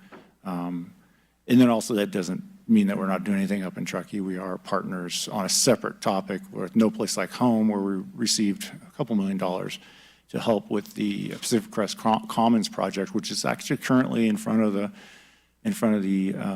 Treasurer's Office for tax credit allocation. We're hoping to hear within the next month if we're getting funding through tax credits to get that building off the ground. But going back to the PLHA plan for Western County, we do, the third year we had an identified effort to put money towards owner-occupied construction, specifically for somebody 80% AMI or less. Is this a family of 4 or 3? Family of 4? It's about $82,000 a year, I believe, right around there is the income limit for an 80% AMI. So knowing that this is part of our plan, we're in year 3. We went ahead and did our request for proposals through the purchasing department, followed the normal chain of putting out the requests, went out to a list service of, I believe it was close to 1,400 vendors. Any applications that were received were scored by trust fund members. That includes myself and then CDA representation from the city, both cities. And we have selected Habitat for Humanity and recommend that they be funded. It was exciting to to read their application because their efforts, and in talking with Lorraine and her team, a lot of what they do, we do with our down payment assistance program. So this money would be for, as I mentioned, an 80% AMI family, annual medium income family. It comes with a 30-year deed restriction, meaning that property cannot be turned around, flipped, and sold market rate. It has to go to another family that has 80% AMI or less as an income. And then we wanted these funds, the $171,000, to be spent on the building or the planning for that building. And all those things, they said, this is what we do in our housing program. So with that, I want to turn it over to Lorraine real briefly to talk about the project. Thank you very much, Mike. And thank you to all of you supervisors for letting me come today and speak about this, and staff. I really appreciate being here. Thank you so much. So this funding, this $171,000, is covering everything that is needed basically from the ground up to build a 4-bedroom, 2-bath, deed-restricted home, single-family home on Orchard Way in Grass Valley. We recently purchased the lot there, and it is down the road from 4 homes we just completed. So there's other Habitat homeowners in the neighborhood for support, and I will say that the neighbors around that area have been really positive, coming by the site, talking to us, and really happy about what's happened out there and how the houses look. So this funding will cover permits and fees, design, site preparation, construction materials, household systems, and any subcontractors that we engage. Because of our restore income at Habitat and because of our mortgages that are paid by previous homeowners, none of the funding that we get from these type of grants or from our donors in the community needs to go towards salaries or overhead. We have a pretty good sustainable system of funding our operation. So that really gives the funds that we get from the community and from grants like this a lot more power to serve the direct recipient in the community. So we're very proud of that. So the site right now is cleared. Trees have been taken down and it's flattened and graded, and we have the house all outlined. We evicted many resident Yellow Jackets that were living there, and quite a few stings involved with that, but that was an exciting time. So that's handled. And the reference line of the home are drawn, and we expect our building permit in hand literally within a week, and to get started there, digging the foundation and building this home. So off to the races. This project is a permanent housing ownership opportunity, as Mike mentioned, to serve a low-income local worker, single mom, Angela. Angela has 3 children. She is currently working 2 jobs because her rent right now is so high, and she earns less than 60% of the area median income. So this is an exciting prospect for her. Part of the reason she could not be here today and really wanted to is because she just started a new job and didn't feel comfortable asking for time off. I think that was a tough thing for her to do right now, this soon into her job. She's well aware of this generous support of her and her family and does want you to know how grateful she is. And she sent a statement along with me, which I'll read later. I challenge you not to cry. She works at a home senior resident facility, and she also works for an airline in Sacramento. So you can imagine she's running from pillar to post. But her story is one of perseverance. She has applied for Habitat Home several times, each time improving her situation through guidance and counseling from our homeowner selection team, really taking seriously information they offered her to be a better applicant, and she has become an amazing applicant over the years and taking care of all of those financial things that needed to happen, so we're really proud of her.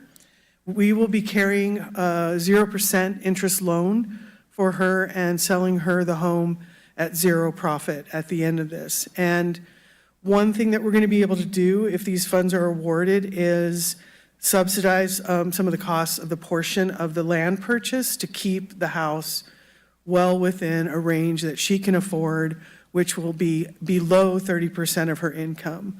Right now, she's paying 61% of her income for housing. So this is going to change a lot for them. And she has been paying that and more for some time. She has moved several times, in just even 1 month ago, had to move because the rental that she was in was, had some structural damage and a lot of mold, and it was pretty unsafe. So that's been a challenge. Your funding will stabilize this family and benefits the community in many ways also, and I'll talk a little bit about that. As you know, permanent, safe, affordable housing is not readily available for everyone, especially people in this low income, but it improves outcomes for them in so many areas. Data has shown health outcomes improve, educational attainment and opportunities improve for these families. We've seen it over and over again. Child development, self-esteem of the parents, providing a stable home, finally, works wonders on a family system. Empowerment through their sweat equity. Every homeowner does 500 hours of sweat equity on their project. So they're very involved from day one, and they know everything that goes into the walls and where everything is. So they like that because then they can solve problems later down the road. And also economic opportunities. Many of our homeowners take this opportunity to pursue their education or think about how they might improve getting a better job, or one homeowner even took a risk and opened a business, and now she's doing very well. She's a local accounting firm here in Nevada County. So there's also numerous ripple effects and benefits to the community receiving funding like this. Just beyond the house, beyond the family. To name a few, increased social and civic engagement by our Habitat homeowners is apparent to us all the time. They get involved in issues, they vote, they have a stake in the community in a different way than they did before when they're just trying to find housing and move around, which takes a lot of energy. Reduced environmental footprint is a big important thing for us. We have very energy efficient homes with solar panels, and so we're working to reduce consumption. Fertile revitalization of a little existing neighborhood in that area, park across from Memorial Park, you know where that is. And the homeowners there told us, a couple of them said their property values went up when the Habitat houses went in because they're really nice little homes, really high quality little homes. And we like the look of the neighborhood, and we just love how welcomed we are there. So there's a lot of ripple effects. So on behalf of Nevada County Habitat for Humanity and our board of directors and everybody that volunteers with us, we would all like to thank you for considering this major contribution to affordable housing and to Habitat. Your funding of this project will really enable us to go and start looking for our biggest challenge, which is buildable land. And when we say buildable land, we don't just mean finding a nice lot. How do we get utilities to it? Where's the sewer? We're dealing with all of this. And so we can take funding and start really looking at that. In fact, right now, we're entertaining a couple of offers on a couple of pieces of land. And knowing that the possibility of this funding was coming really helped us be able to pursue that. So our growth is going to be supported by your decision. Nothing can express, though, I can give you all kinds of facts and figures, and I do love to go on, but nothing can express how the impact of this grant affects a family except words directly from the people that you're helping. Angela has moved 6 times in the last 7 years, and as I said, currently pays a little more than 61% of her income for a small, cramped apartment. Her kids are sharing a room, and she's sleeping in the living room. But that was what was available to her in the current situation that we have with housing availability in the county. We are eager to provide a permanent home for her and to improve her situation for her and her kids.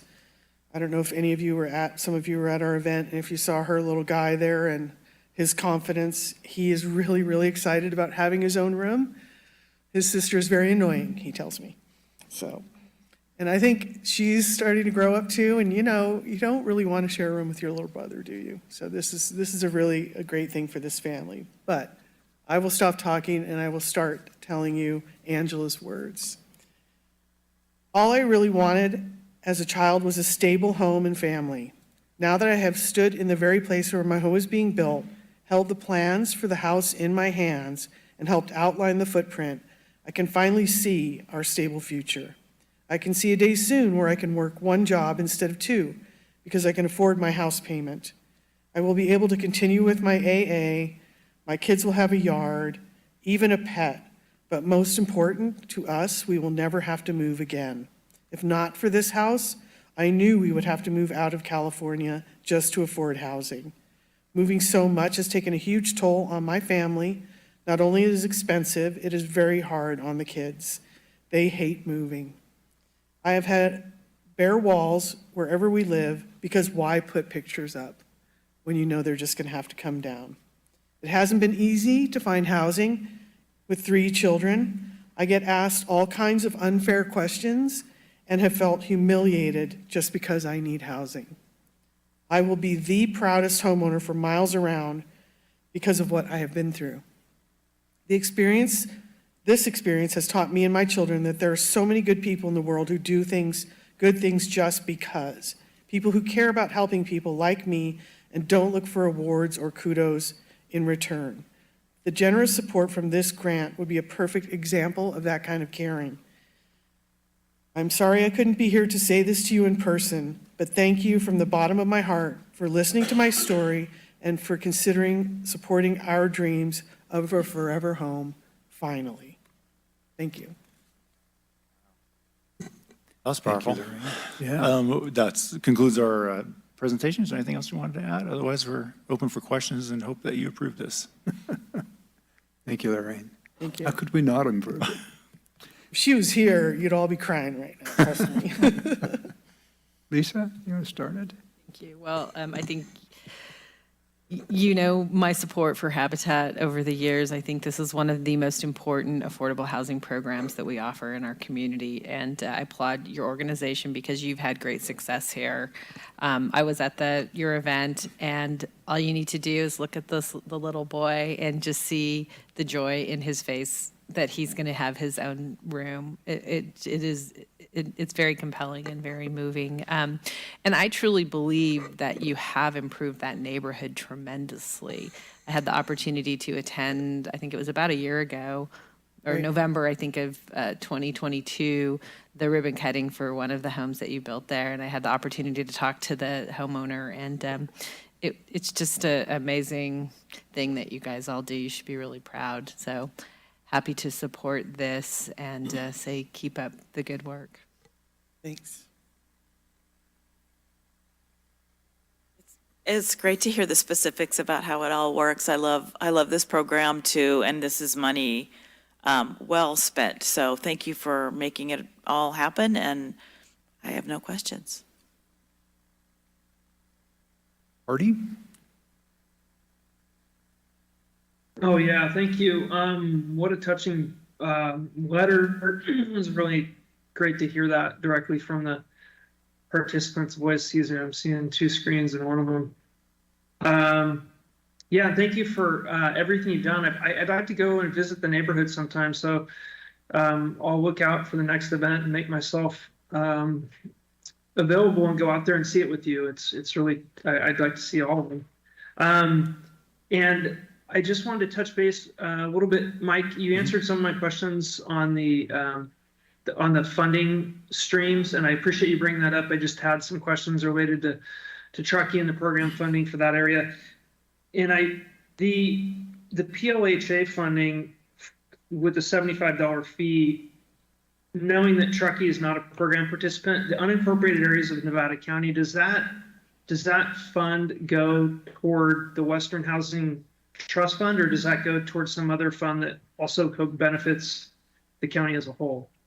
So the PLHA, Permanent Local Housing Allocation, if you go to record a document, it's based on the zip code, the actual location of that house. So if it's a house that's being recorded for a deed change of ownership in Grass Valley, the money would be earmarked towards Grass Valley's allocation. It's up in Truckee to Truckee's allocation. PLHA, through our partnership with Grass Valley and Nevada City, goes for our plan, and I can share that plan with you if you'd like, Supervisor. It's a 5-year plan. We're in year 3 of it. I believe we're hoping for a match right now on a big chunk of PLHA. If we don't get a match, then we'll have to come back together and decide what are we going to do with the money if it's not going to go matched. And and the money goes towards the plan. The plan is affordable housing, high density, which we've done apartments in the last two grant loans, I should say, not grants. And then a small chunk of it goes, about $100,000 a year goes towards homeless sheltering or resource center activity. And then the other chunk or effort is owner-occupied construction. We weren't going to start owner-occupied until year 3. I believe year 4, it's also an activity. And then we'll go back to affordable housing apartment type funding in year 5. Okay. So the 566 for program year 22-23, that came from 3 sources: Truckee, Grass Valley, Nevada City. There's nothing allocated to the unincorporated areas. If it's by zip code, it goes to one of those 3 entities, and then Truckee's parsing it out for their use, and then Eastern and Western County for Grass Valley, Nevada City are using it that way. Yeah, I believe that 566 is the county's portion only, so that would be any property that was recorded on in the unincorporated area of Nevada County. Okay, so then my question on that is that money, does that money in the unincorporated areas not associated with Truckee, Grass Valley, or Nevada City allocated to the Western Correct. County Trust Fund? Yes. Or is it allocated to the county as a whole? It's to the county's portion of the trust fund effort, that 566 last year.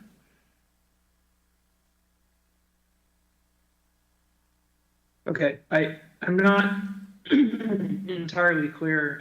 My question is the 566, is that, if that's levied on unincorporated Nevada County, does it go into a trust fund that serves the entire county or just the Western County Housing Trust Fund? It would be handled inside the Western County effort as our money.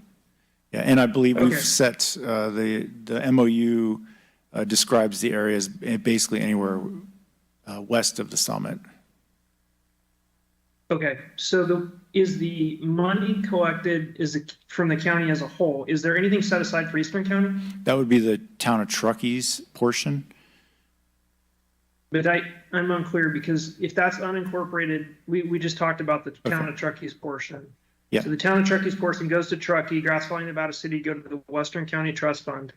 The unincorporated areas, does all of the money from the unincorporated areas in Nevada County, including District 5 and the East County, does that all go to the Western County Trust Fund? Yes, it does.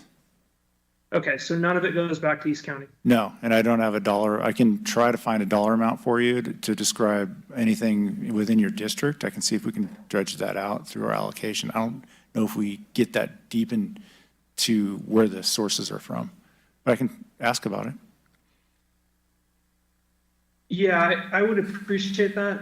I'd appreciate getting that data. Okay, see what I can do. Thank you.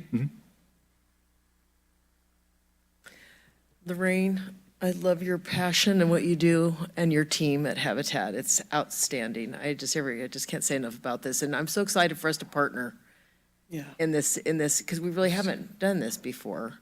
And so really excited, because, it's one house at a time and one family at a time. And I'm just really excited. It's a great opportunity. And of course, I'm really supportive of this grant myself, fund to go forward. So keep up the great work. And Angela knows I'm going to come and help when we get going on this. I told her I don't pound very straight nails, even though I'm a ranch girl. But I'm so excited, because I do know her. I met her over a year ago, when we were looking at the other properties. And so I'm very excited for all of the Habitat homes. When I went to the one over there across from the park, it was so fun. The kids had wrote their names on their bedrooms before the walls were up, so they already had them lined out. It was very exciting to watch that. So just lots of pride and love that goes into this with each family. So thank you to you and the whole team and the people that donate their time It's amazing at the people, the contractors, the people that do come and build these homes, and then being able to build right alongside them, the homeowner. So just thrilled for this, and thank you for bringing it forward, and thank you, Mike, for finding that avenue to make it work. So kudos. Yeah, thank you. And every quarter I send reports into International about our volunteer hours, and we run about 3,000 hours a quarter, construction volunteer hours. I'm not sure how many full-time jobs that is, but we do the math. It's a lot of huge support from this community. And I'm sure Angela will be right next to you checking your hammering because she probably wants those nails straight. But she loves working side by side with everyone who comes out. That's her joy in this. So Lorraine, how many Habitat homes do we have in the county now? 45. 45. That's wonderful. Great program. Thank you for running that particular program. Mike, thank you for all the, what I would call low-income programs that we have out there. About 50 years ago, I was a recipient of one. $19,000 on Packard Drive. Lisa, can you get that now? $450. Anyways, congratulations. Is there any public comments on this item? Go ahead. Come on up. Oh, go ahead, sure, yes. Hi, my name's Maggie. Just wonderful, thank you. I just am curious, when somebody becomes a homeowner of these homes, who's helping them with the fire insurance, which is skyrocketing these days, and how does that play into the, if there's assistance for that for these folks? Excellent That question. is a really great question and a big challenge for us just recently. I mean, up until some recent announcements, we have had really good support from, in finding affordable policies. So we're going to have to figure out over the course of the next 8 months, while the home is being built, our homeowner support committee works in conjunction with the homeowner, and they have a mentor, and they're going to start sooner rather than later. We just met the homeowner about this because we said, okay, how are we going to fit this new reality into making sure your overall mortgage is affordable? Habitat collects the property taxes and the insurance money and pays that from them. But, we've seen that number inching up every year. And if we have to subsidize a little bit to help with that in the beginning, we will. But we'll have to figure out, hopefully by the time our home is built, there might be more plans available. But we're going to have to figure out how to make sure that fits in with her affordability. And all of us are facing this challenge, and that's how we do it. And we do have some funding available where we can defer part of her loan a little bit to the end if that cost up front is going to be prohibitive or difficult to make that work. And then we continually partner with local providers to say, when are these new plans going to come in and when are they going to be more affordable? And we're always working with them every year to renegotiate through their partners, through their support, our support program, on how to bring these costs down, and with advice on how to bundle and all the things that we can do to help them. And that's just, we help them in many other ways, but right now that's kind of a front and center thing that we just met on last week because I had to let her know when we originally started talking, there's some things that have changed. So let's pivot and figure out how we're going to make this work for her so that she does not have, that's the one affordability component that's out of our control. And we don't like that.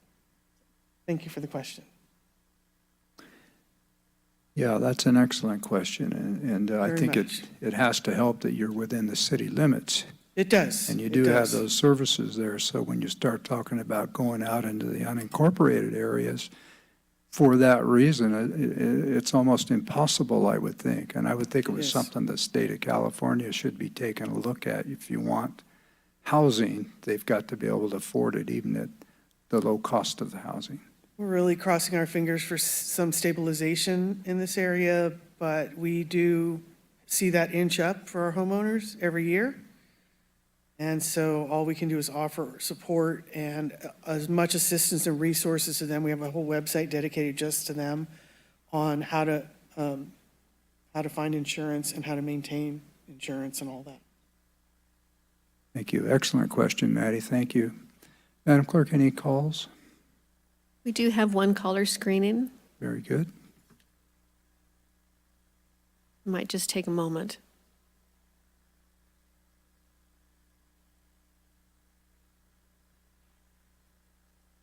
Morning, Supervisors. Good morning, Supervisors. This is Tom Durkin from the Senior Original Place to Grow project. Can you hear me? Yes, we can. Thank you, Don. Oh, thank you. I just want to support this Habitat for Humanity. I interviewed Angela and her kids last year. They're very worthy recipients of this, and just Sierra Ridge No Place to Go project supports it wholly. So thank you for your time. Thank you, Don. Thanks for calling in. All right. No other public comment? That's the only caller. Thank you, Chair. Oh, very good. I'll bring it back to the board. Any other comments? I'll entertain a motion then. I would like to make a motion that we approve the contract between the County of Nevada and Habitat for Humanity to develop and construct an owner-occupied housing project for a lower-income household through the use of our California Department of Housing and Community Development Permanent Local Housing Allocation Funds. Very good, Lisa. I'll second that.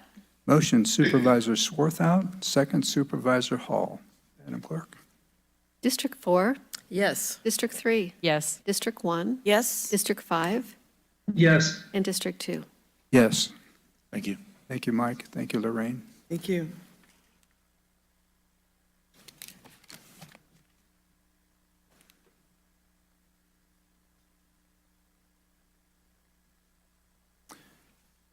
Okay.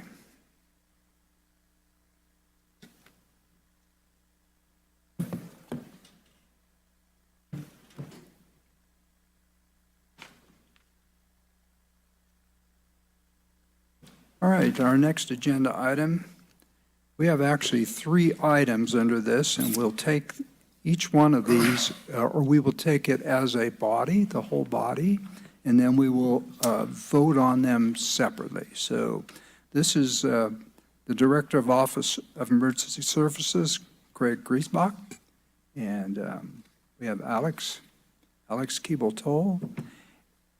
And I know we have Jamie Jones and Jim Mathias, and I apologize. Hi, Aaron. Sierra Streams, thank you for being with us. Greg, you want to take it? Yeah. Good morning, Chair Schofield and members of the board. Craig Griesbach, Director of Emergency Services for Nevada County.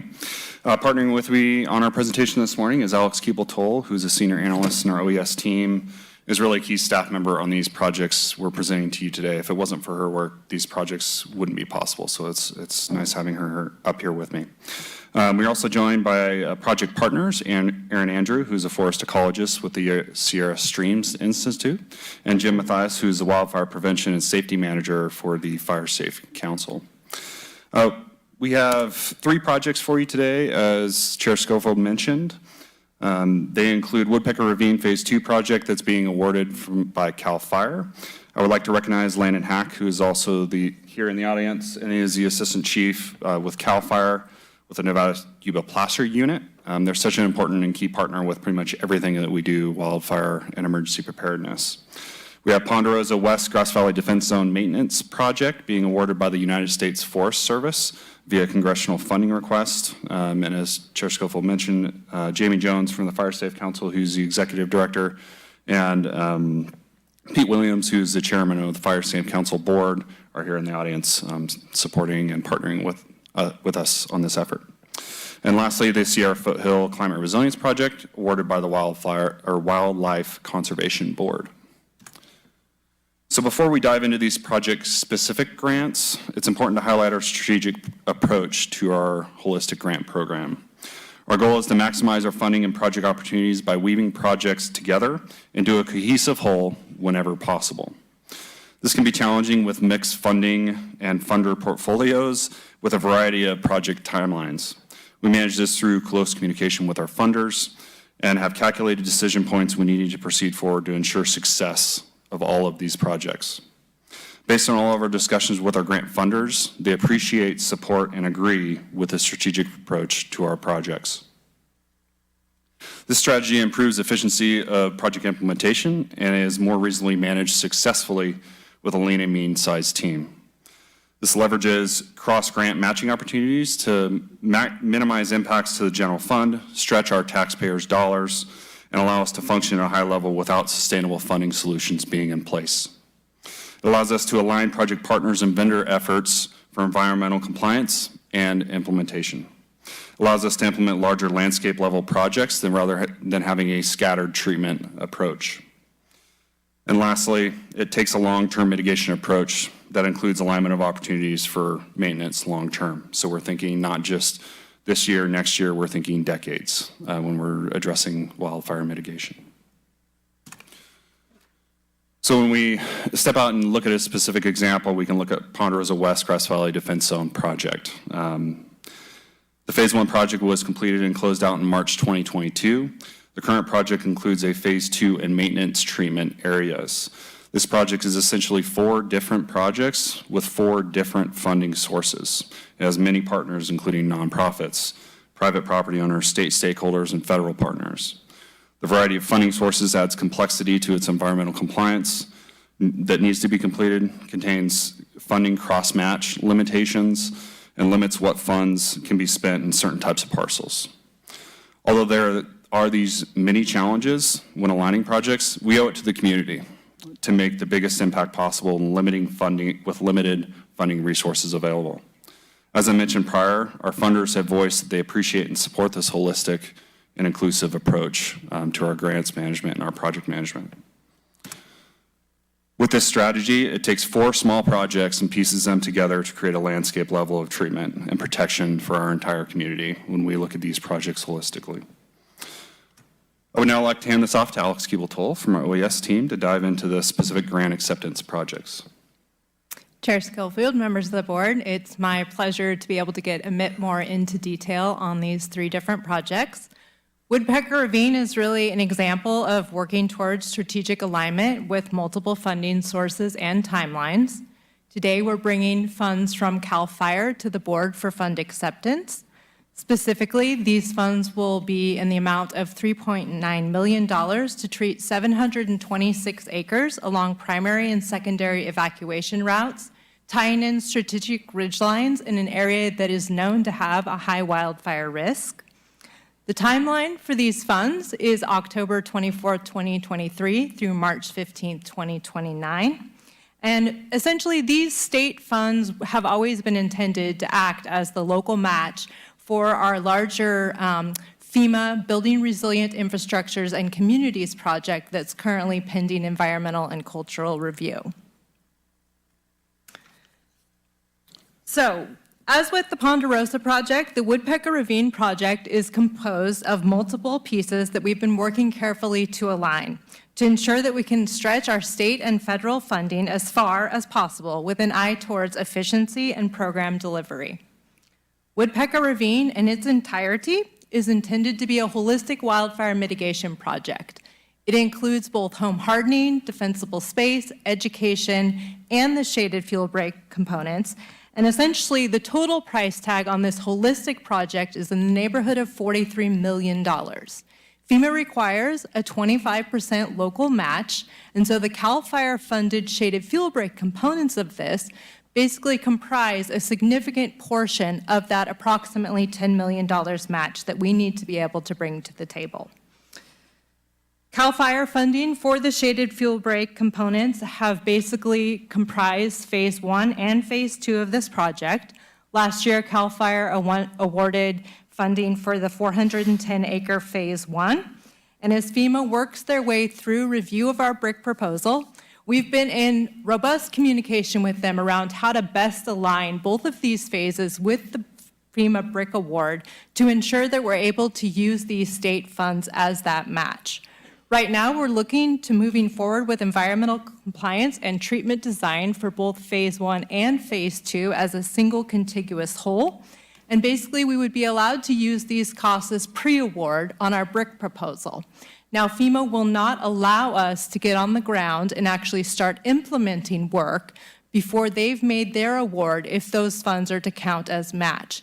So we will be in a bit of a holding pattern, determining whether or not the implementation landscape will allow us to use Woodpecker Ravine Phase 1 towards match, or whether we'll just have to go ahead and move forward with that project so that we can ensure to utilize that CAL FIRE investment efficiently. For the Ponderosa project, we're excited to bring you today fund acceptance for the Ponderosa West Grass Valley Phase 1 maintenance. For those of you that were part of this congressionally directed spending request, you know how exciting it was to actually be able to convince folks that it's important to fund maintenance. Because generally speaking, funders like to put money on the ground for initial implementation, and so it's incredibly valuable that the congressionally directed funding has been directed towards doing that long-term stewardship piece for these projects. We were excited to be able to get on the ground with Senator Feinstein's staff and actually show them the importance of maintaining these projects, because essentially they have to be maintained in perpetuity in order to ensure both the safety of our community and the durability of the investment that all of our funding partners are bringing to the table. So we are bringing specifically today fund acceptance in the amount of $750,000. This is through United States Forest Service, which is basically the federal agency that is entrusted with administering those CDS funds on the ground. We are matching this with in-kind ARPA funds from the county, and that's really because we want to be able to build the project out to meaningful scale and bring it back up so that we can treat the 1,200 acres that were implemented during the Phase 1 treatment that, as Craig mentioned, wrapped up March of 2022. The grant period for this project is August 2023 through August 2025, with a target of implementing that strategic retreatment within the original Phase 1 project area. So to dig into the specifics of the anticipated timeline for the Ponderosa maintenance project, the funding for this project is being brought to the board today for acceptance. Basically, the project has been scoped with United States Forest Service as being a 2-year project. The first year is for environmental compliance and treatment design, with the second year being for implementation, and there is flexibility if we needed to modify to extend the timeline.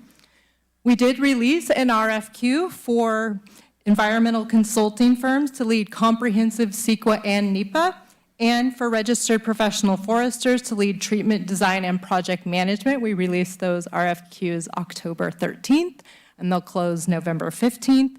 And the idea there is basically we're looking towards this pipeline of projects that are coming down and trying to identify how can we get the tools in our toolbox in advance so that we can implement these projects in a sustainable and efficient way.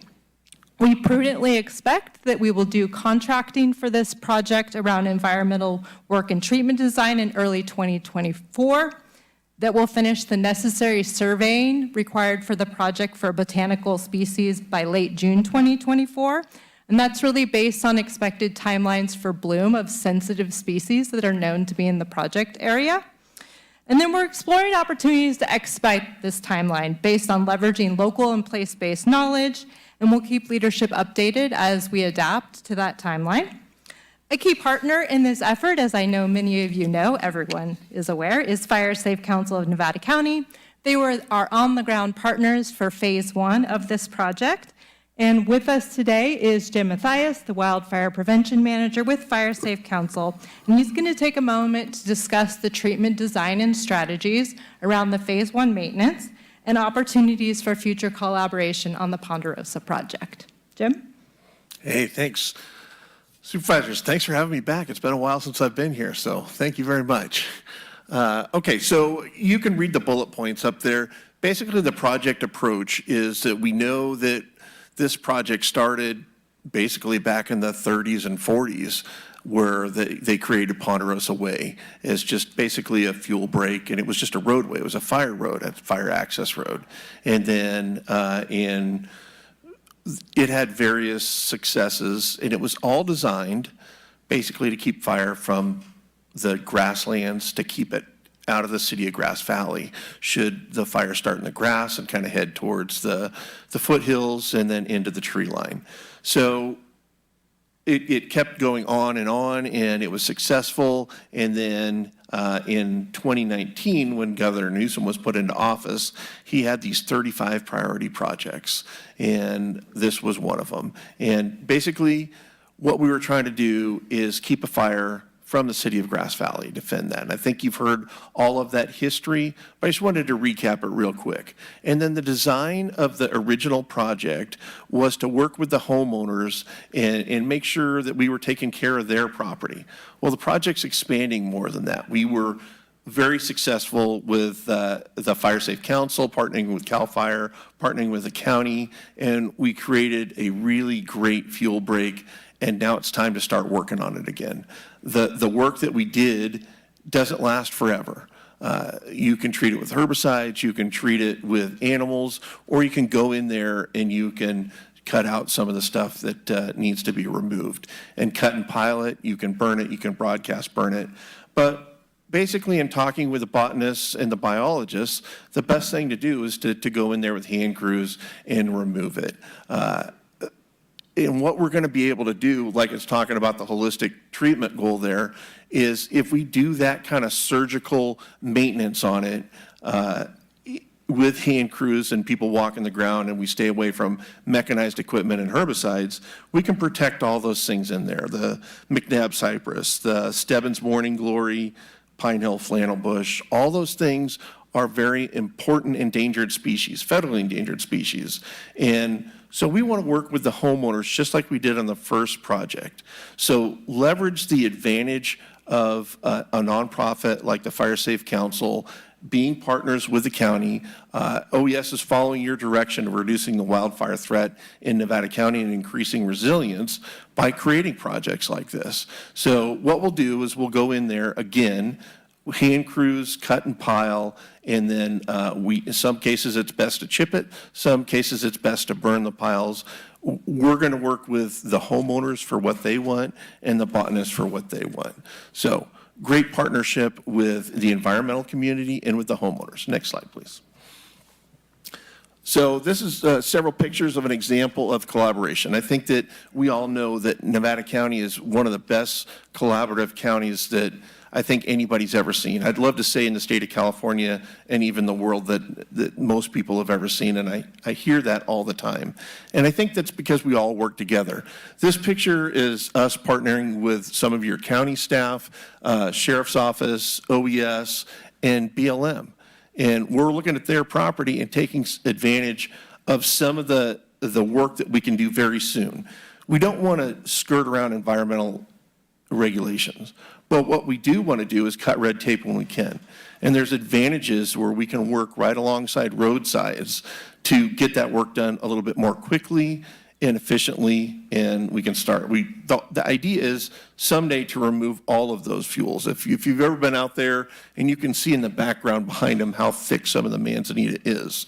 But if we can maintain and keep the fuel threat down around the roadways, at least we're making some progress. The significant progress in the future is to remove everything. Next slide, please.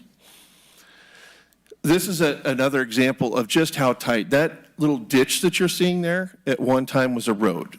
And the goal is to clear that back to a road again, make it about 150 feet wide so that we can use that as a fuel break, or we can even use it as an evacuation route should it be needed. We're going to try to use as many cost-effective methods as we can. Like I said, the Fire Safe Council is a nonprofit. We have our own fuels crew. We'll go out there. I think you'll find that any of our bids would be significantly cheaper than anybody else. We partner with the landowners. In this case, the landowner would be BLM to design something that works for them. So that's the idea behind it. That's the concept, and we're hoping to push on. Hope I didn't take too much time. Okay, the final funding that we're bringing to the board today for acceptance is the outcome of an exciting collaboration with a new on-the-ground partner, Sierra Streams Institute. I think we're kind of communicating today that building relationships with new partners is important, and it is a direct reflection of last year's modification to our board objective, which emphasized the importance of working collaboratively to mitigate wildfire risk in Nevada County. I think we're all clear, we, the county, cannot or should not aspire to do this work alone. We really require each one of us to achieve resilience, whether it's individual landowners, nonprofits, federal land managers, we all play a role. The Sierra Foothill Forest Climate Resilience Project is bringing funding from the Wildlife Conservation Board in the amount of $2.3 million of investment to our local community.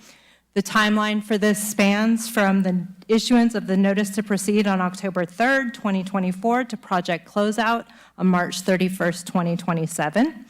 This project, as you're going to hear, will implement a variety of mitigation measures across approximately 625 acres, including implementation on federal land, private land, and within scars of recent fires in Nevada County, with an eye towards resilience around several of our local schools. With us today to describe this project in a bit more detail is Erin Andrew, who is the forest ecologist with Sierra Streams Institute. Erin? All right, thank you. Thank you for this opportunity to speak today.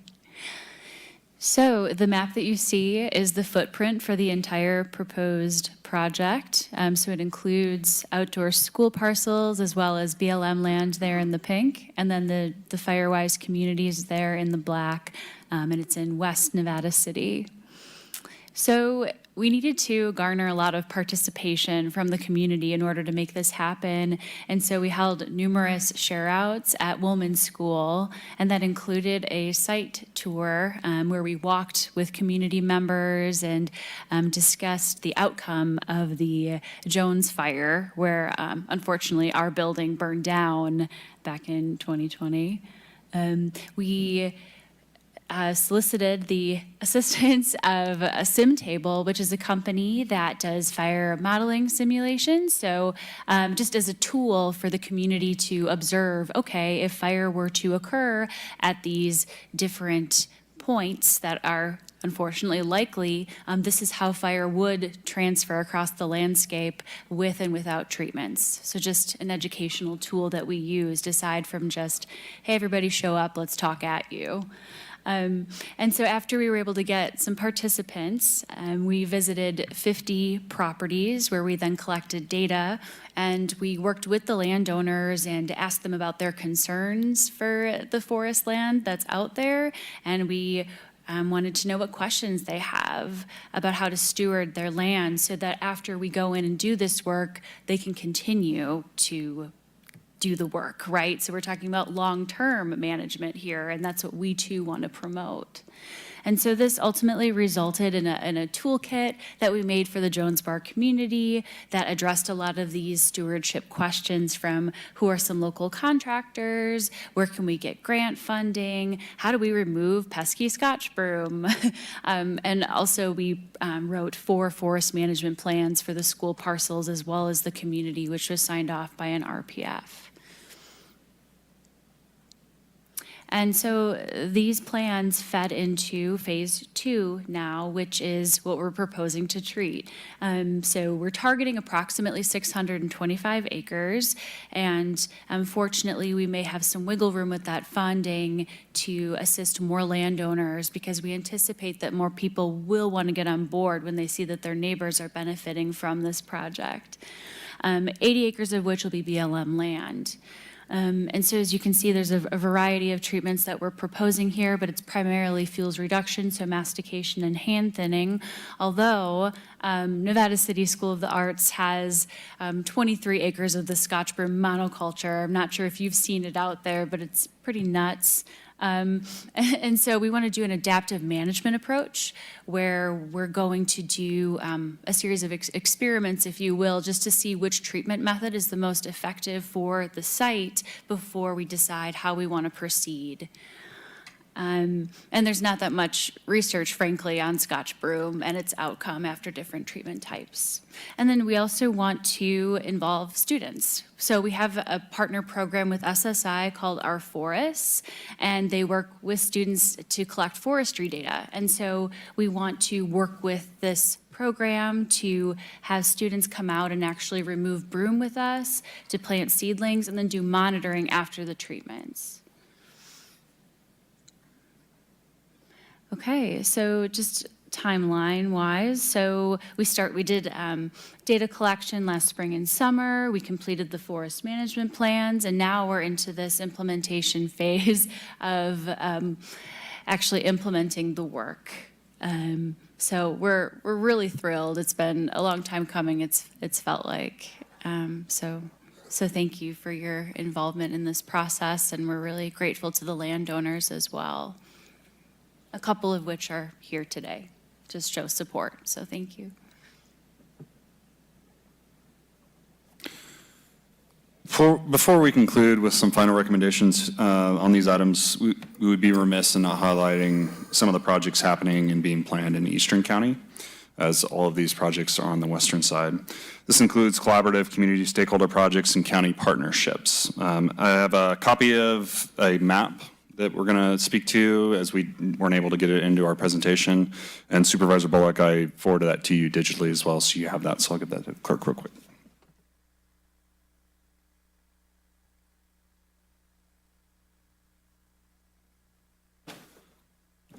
And with that, I would hand it off to Alex. So essentially, what we're hoping to show is that though the county does not yet have an on-the-ground project in East County, the map shows the extent of work that is happening in East County, and it does reflect a lot of really fantastic investment.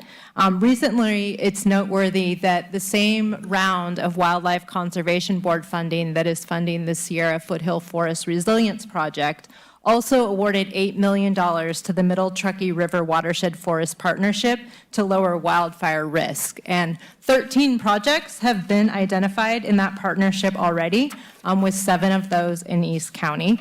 So that's something that's happening a bit broader scale. A couple of exciting projects that we are working on right now.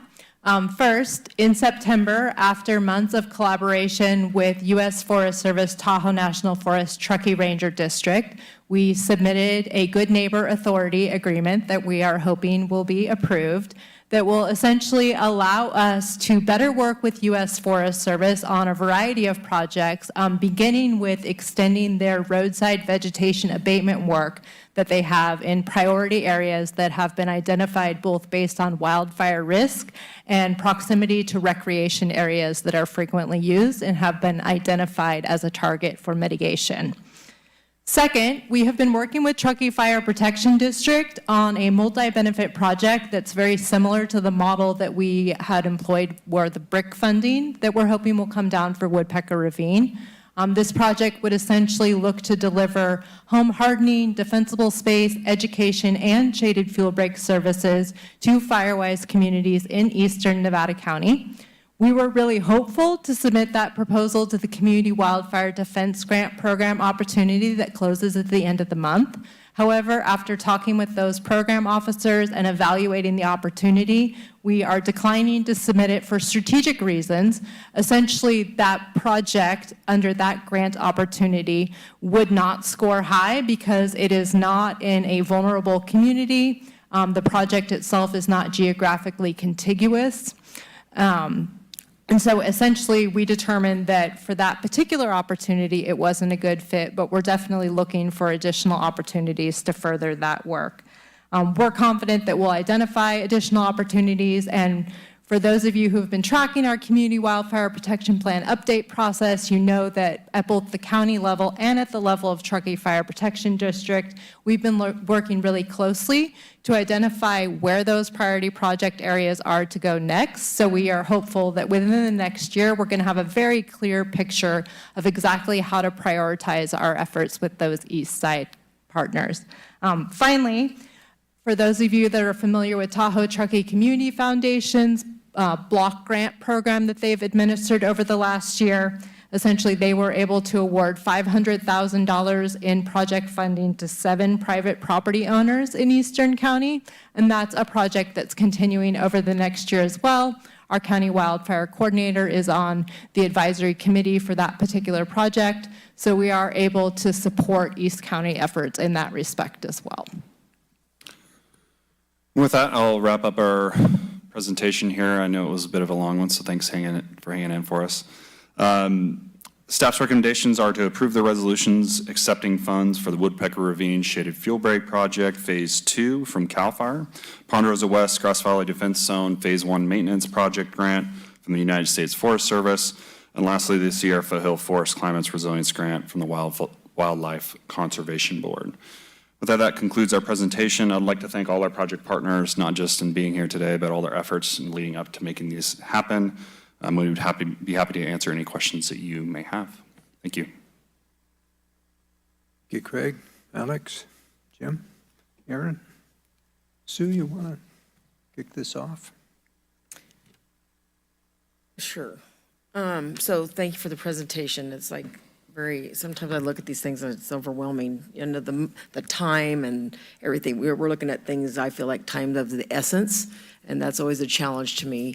I mean, I'm going to go back to let's go to Ponderosa just for example.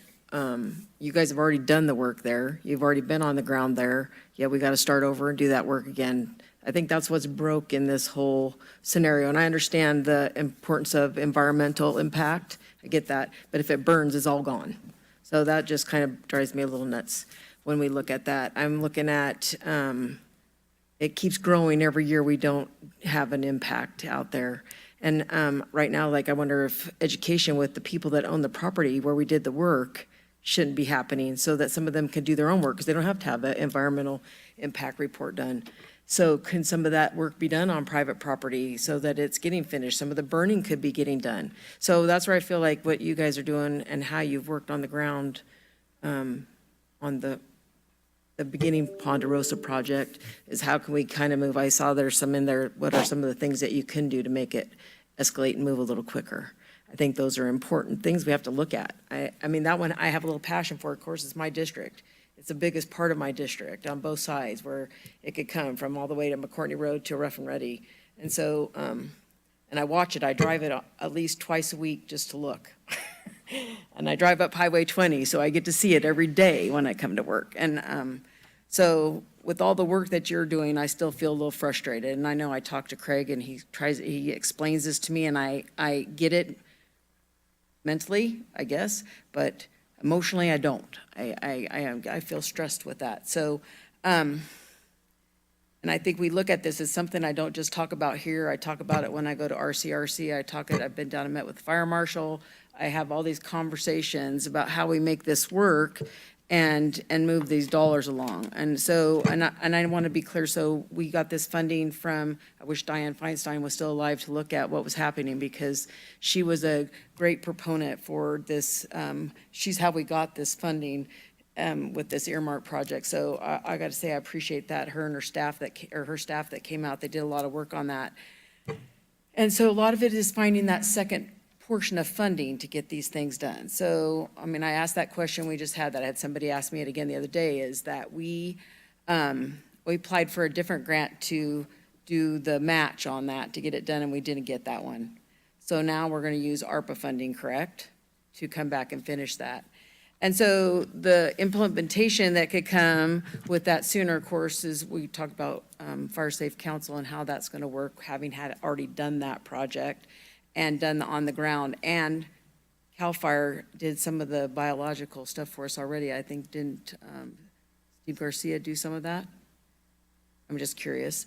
And so how could that not go a little bit quicker than, I was looking at this, and I asked you about that, I know, but from January to September, a whole year goes under the ways and about, don't we already know when the birds nest there? Don't we already know when those things bloom? Because we already did it once. So those are just my questions, my frustrations. I feel like lots of work is getting done on the ground. This woodpecker project is huge, and that brick grant, I can't imagine $43 million as we look forward to getting that done. And even with that, there is no maintenance attached to that. So these are some of the things that are a little frustrating to me as we look at how the system is working, how they're funding us dollars. I work at the vegetation work that all of our teams are doing out on the road, right down to my roads group. I mean, I watch that, and it is frustrating. I could go tell you where they did road work from Public Works, and they did a beautiful job, and the stuff is already at my hips or my thighs, right? Because it grows fast. You cut it, it grows. It's like you fertilize it. It says, okay, we're cut, we better do double time and grow, especially anything with live oak and those kinds of little bushes that are out there. And then we create more of a, we create more of a mess. The stuff that's lower burns just hotter and faster. I love that we're doing the elevated. I just feel like sometimes I want to see it come faster. So not that I'm complaining, but I am.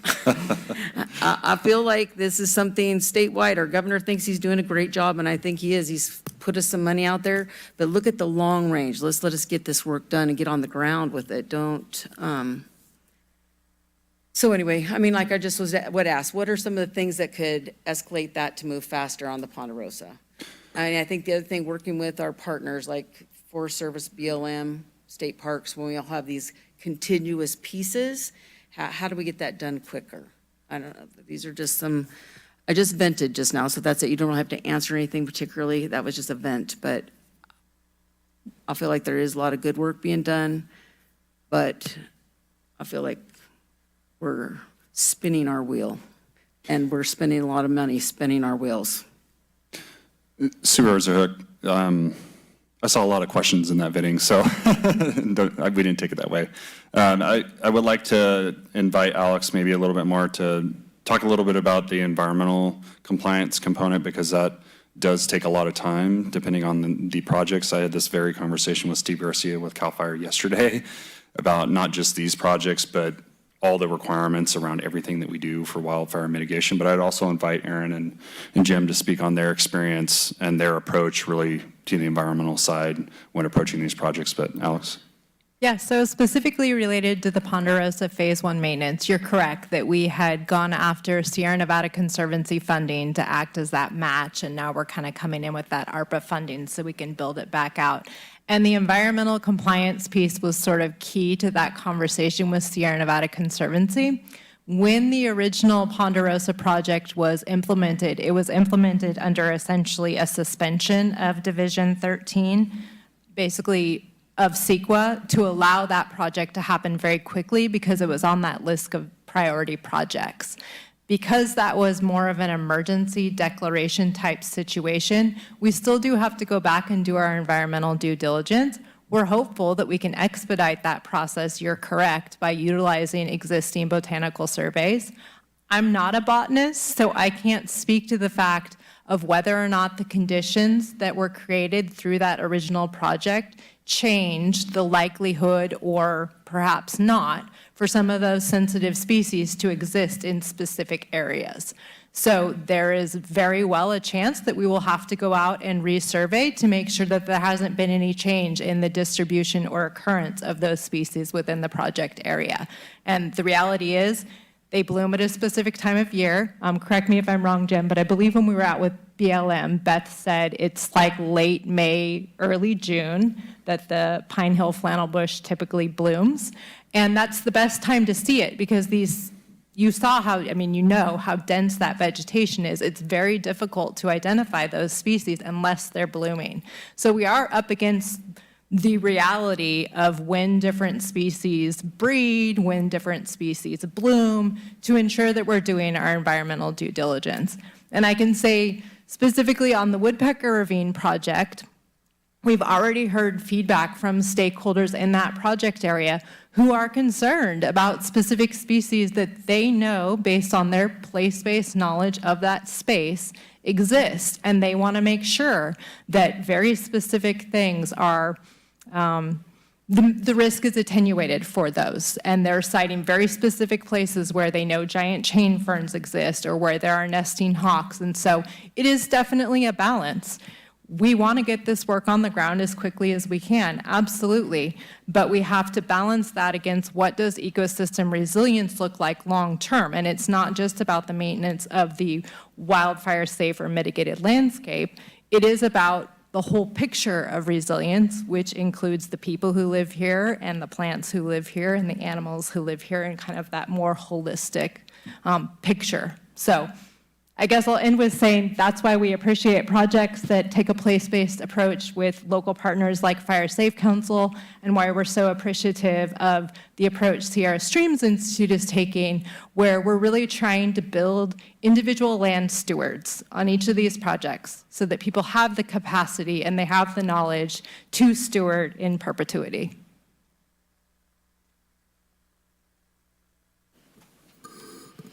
So I thought that was well said, Alex, so thank you.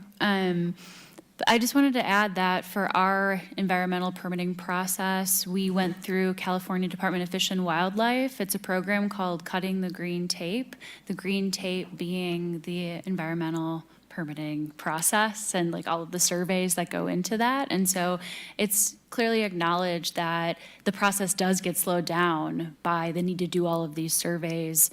And so fortunately for us, the turnaround after we submitted our application was 45 days. So within 2-3 months, we were able to have our environmental permitting done. But with that being said, we have one species of special concern in the project area that we're aware of. And we indicated in that proposal the steps that we're going to take to mitigate for that. So I think that there are ways to have it expedited, but this was the first of CDFW's kind to experience a forestry-related project going through the application process. It was typically like riparian areas or fluvial systems. So hopefully this is kind of a milestone in that perhaps this will open up other forestry projects to pursue this cutting the green tape. I hope that makes sense. Okay. I mean, not that, yeah, it does make sense to me. And Supervisor Hook, I'm with you. I mean, I could hear the passion in your voice. I could hear the desperation, which is kind of what I feel a little bit about this project too, specifically speaking about Ponderosa. You know, I had a little peek under the window or under the curtain of environmental laws and regulations. I'm certainly not an expert, and I never will be. I know if it's on fire, I know how to put it out, okay? That's my area of expertise. And what I know is that the sooner we reduce those fuels and keep them maintained, the better chance we have for thwarting a large wildfire that could really impact some neighborhoods around Grass Valley that are disadvantaged. And so how do we get around that without destroying the environment, right? I know that there are county processes that take a while. I know that there's environmental regulations, and I don't think anybody's saying skirt around environmental regulations. I know you aren't, and I've heard your frustration there on the ground saying, why can't we get this maintained and why can't we get this done? And I think you're saying the same thing here today. I know there are some targets of opportunity that we can take with environmental laws. We had a biologist on the ground when we were doing the work and crawling through the brush, looking for all of these plants. I'm going to live here for the rest of my life. My children, my grandchildren will probably live here forever. I know your family is. We don't want to do any damage, right? Do no harm, make it better than it was before. As a matter of fact, one of those pictures showed Sergeant Hack at the sheriff's office, just happens to be this guy's brother back here. And we were talking about how we used to travel through that area and be able to drive through there. And I don't think we did too much damage. But what I know is that one of the endangered species out there is the Blainville horned toad, right? They're lizard, basically. I don't remember seeing as many of them nowadays as I used to. So I'm very aware that we can do damage if we aren't doing the right thing there. But what I know is that area wasn't supposed to have that thick of manzanita. What I know is that the environmental laws allowed us to take targets of opportunity around some of the roadways. And I'm like you, I'm desperate to get that done. So I hope that we can find a way to shorten these timelines. I hope there's a way to compress them. I know that, I mean, I don't want to say it out loud, but I guess I have to. We've had kind of a light fire season this year, right? Is that true, Chief Hack? Yeah. So it's not been as bad as some of the previous ones. I don't know what next year holds. You know, they're going to say El Nino, La Nina. I don't know. It doesn't, we won't know until we're in it.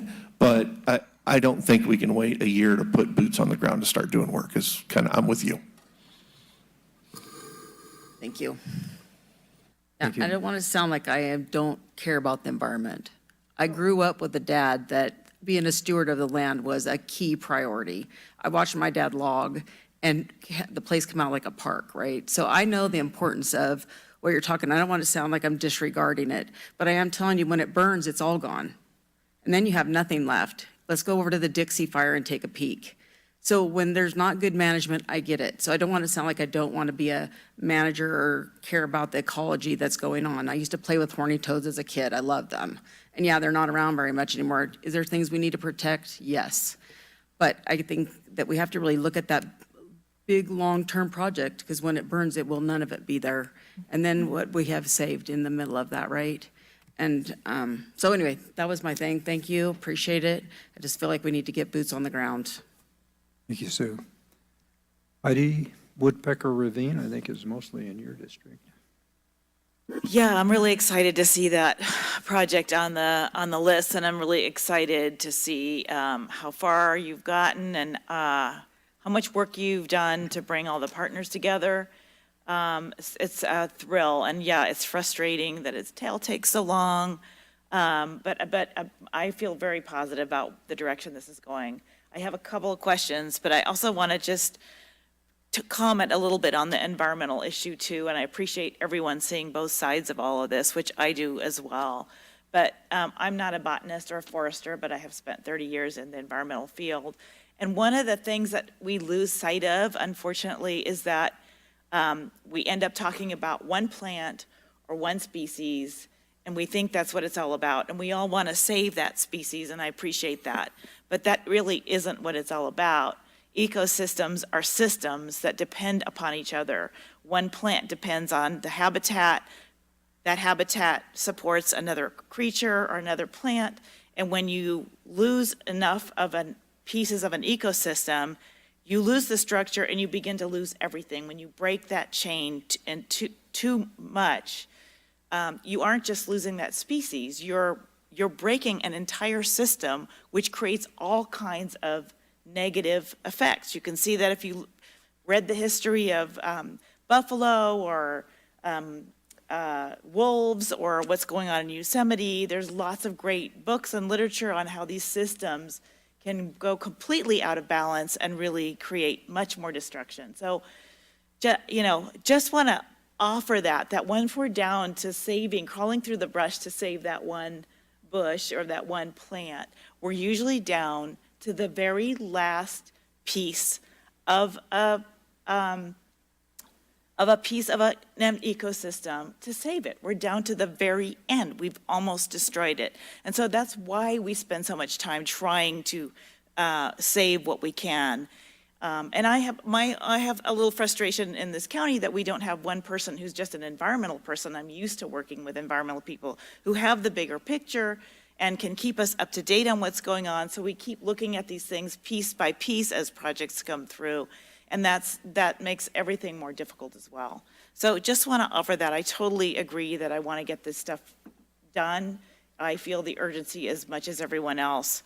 I just want to help us understand a little bit why we do all this environmental work. So going back to the issue at hand, I did want to ask, I have two questions basically. One is on the Good Neighbor Agreement, which I'm super excited we're able to move forward on. I know I've sat on calls with Craig where we've said, when are we going to be able to do these things? And you mentioned that this was for the East County, but isn't this ever also covering the West County? The Good Neighbor Agreement with BLM will cover all the areas where there are BLM parcels. Is that not true?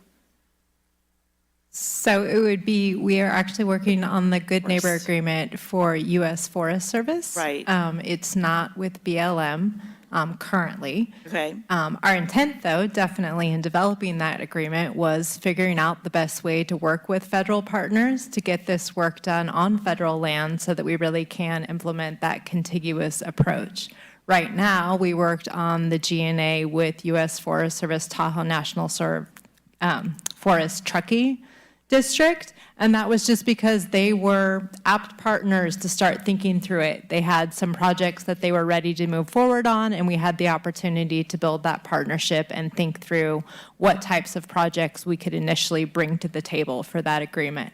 But I can let Craig speak more to the BLM aspect. I think overall, we're just hopeful that by figuring out ways to work effectively with federal land managers, we're opening that door open, prying it open bit by bit to figure out how to do this work well across all land ownerships, private, state, federal, the whole gamut. Right. No, and I apologize. I did hear you say the Forest Service. I'm focused on the BLM mostly in my district, but even with the Forest Service, we should be able to do a good neighbor agreement in the western part of the county as well, right? Yeah, absolutely. And we also brought in the Ag Commissioner to have conversations about how they can work in terms of abating invasive and noxious species underneath that agreement as well. So there's lots of opportunities there. It basically creates an umbrella that projects can be brought under. And essentially, to bring a project under the umbrella, you have to have some sort of funding that is dedicated to that project. That's what makes it kind of like a real thing. And then after that, you can just continue to tier projects that you have funding for off of it under that umbrella. Okay, thank you. Did you want to add something, Craig? Yeah, Supervisor Hall, the cool thing about this opportunity with the Tahoe National Forest is it could serve as a model and lessons learned to implement elsewhere as well. It's kind of the kickoff of these efforts in a lot of ways. But we've been trying to work with BLM, as you know, for over a year regarding the Good Neighbor Authority Agreement and getting something in place. And we've had some challenges, obviously, through that. So that's something we will continue to work on. We're actually meeting with them again this week to talk about all things BLM property. But CAL FIRE does have a Good Neighbor Authority Agreement established. I think that was a couple months ago that the chief and I talk about regularly as far as understanding, like, what does this really mean? Is there any funding tied to it? How can we have actionable items from that? So those are the discussions we'll continue to have, and we'll continue to collaborate the best way we can with BLM and the associated partners. Okay, thank you. And then the bigger question I think that we're all struggling with is how to do O&M in an ongoing way. So it's very exciting. We've sort of broken through a ceiling to get funding for this first one on Ponderosa. But first of all, it seems to me early. We just finished that project a couple years ago. So didn't we want to wait 5 to 8 years to do this? Why it seems, I mean, that's a cycle that's unsustainable if we're going out every 3 or 4 years. And then, so that's one question. And then in terms of, the ongoing Ponderosa and Woodpecker and everything else we approach, what is our plan? I mean, I've heard you, Alex, talk about prescribed burning where sometimes you need to go in 2 or 3 or 4 times. And then at that last time, you can start using prescribed burning and keep it going. And it's a much cheaper way to keep it, to keep it maintained. Do we have a strategy for how to, in the future, keep doing the maintenance? Because that's a lot of money we're putting in for one-time work, knowing that it's going to grow back.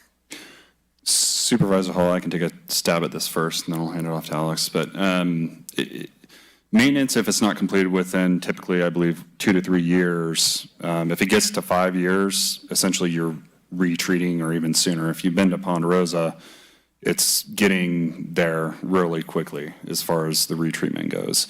The teach the people to fish model, I think, is that stewardship model that Alex was talking about and our partners were talking about, is really how we sustain this, because it is unsustainable for us to do this work all the time and retreat it every 2 to 3 years.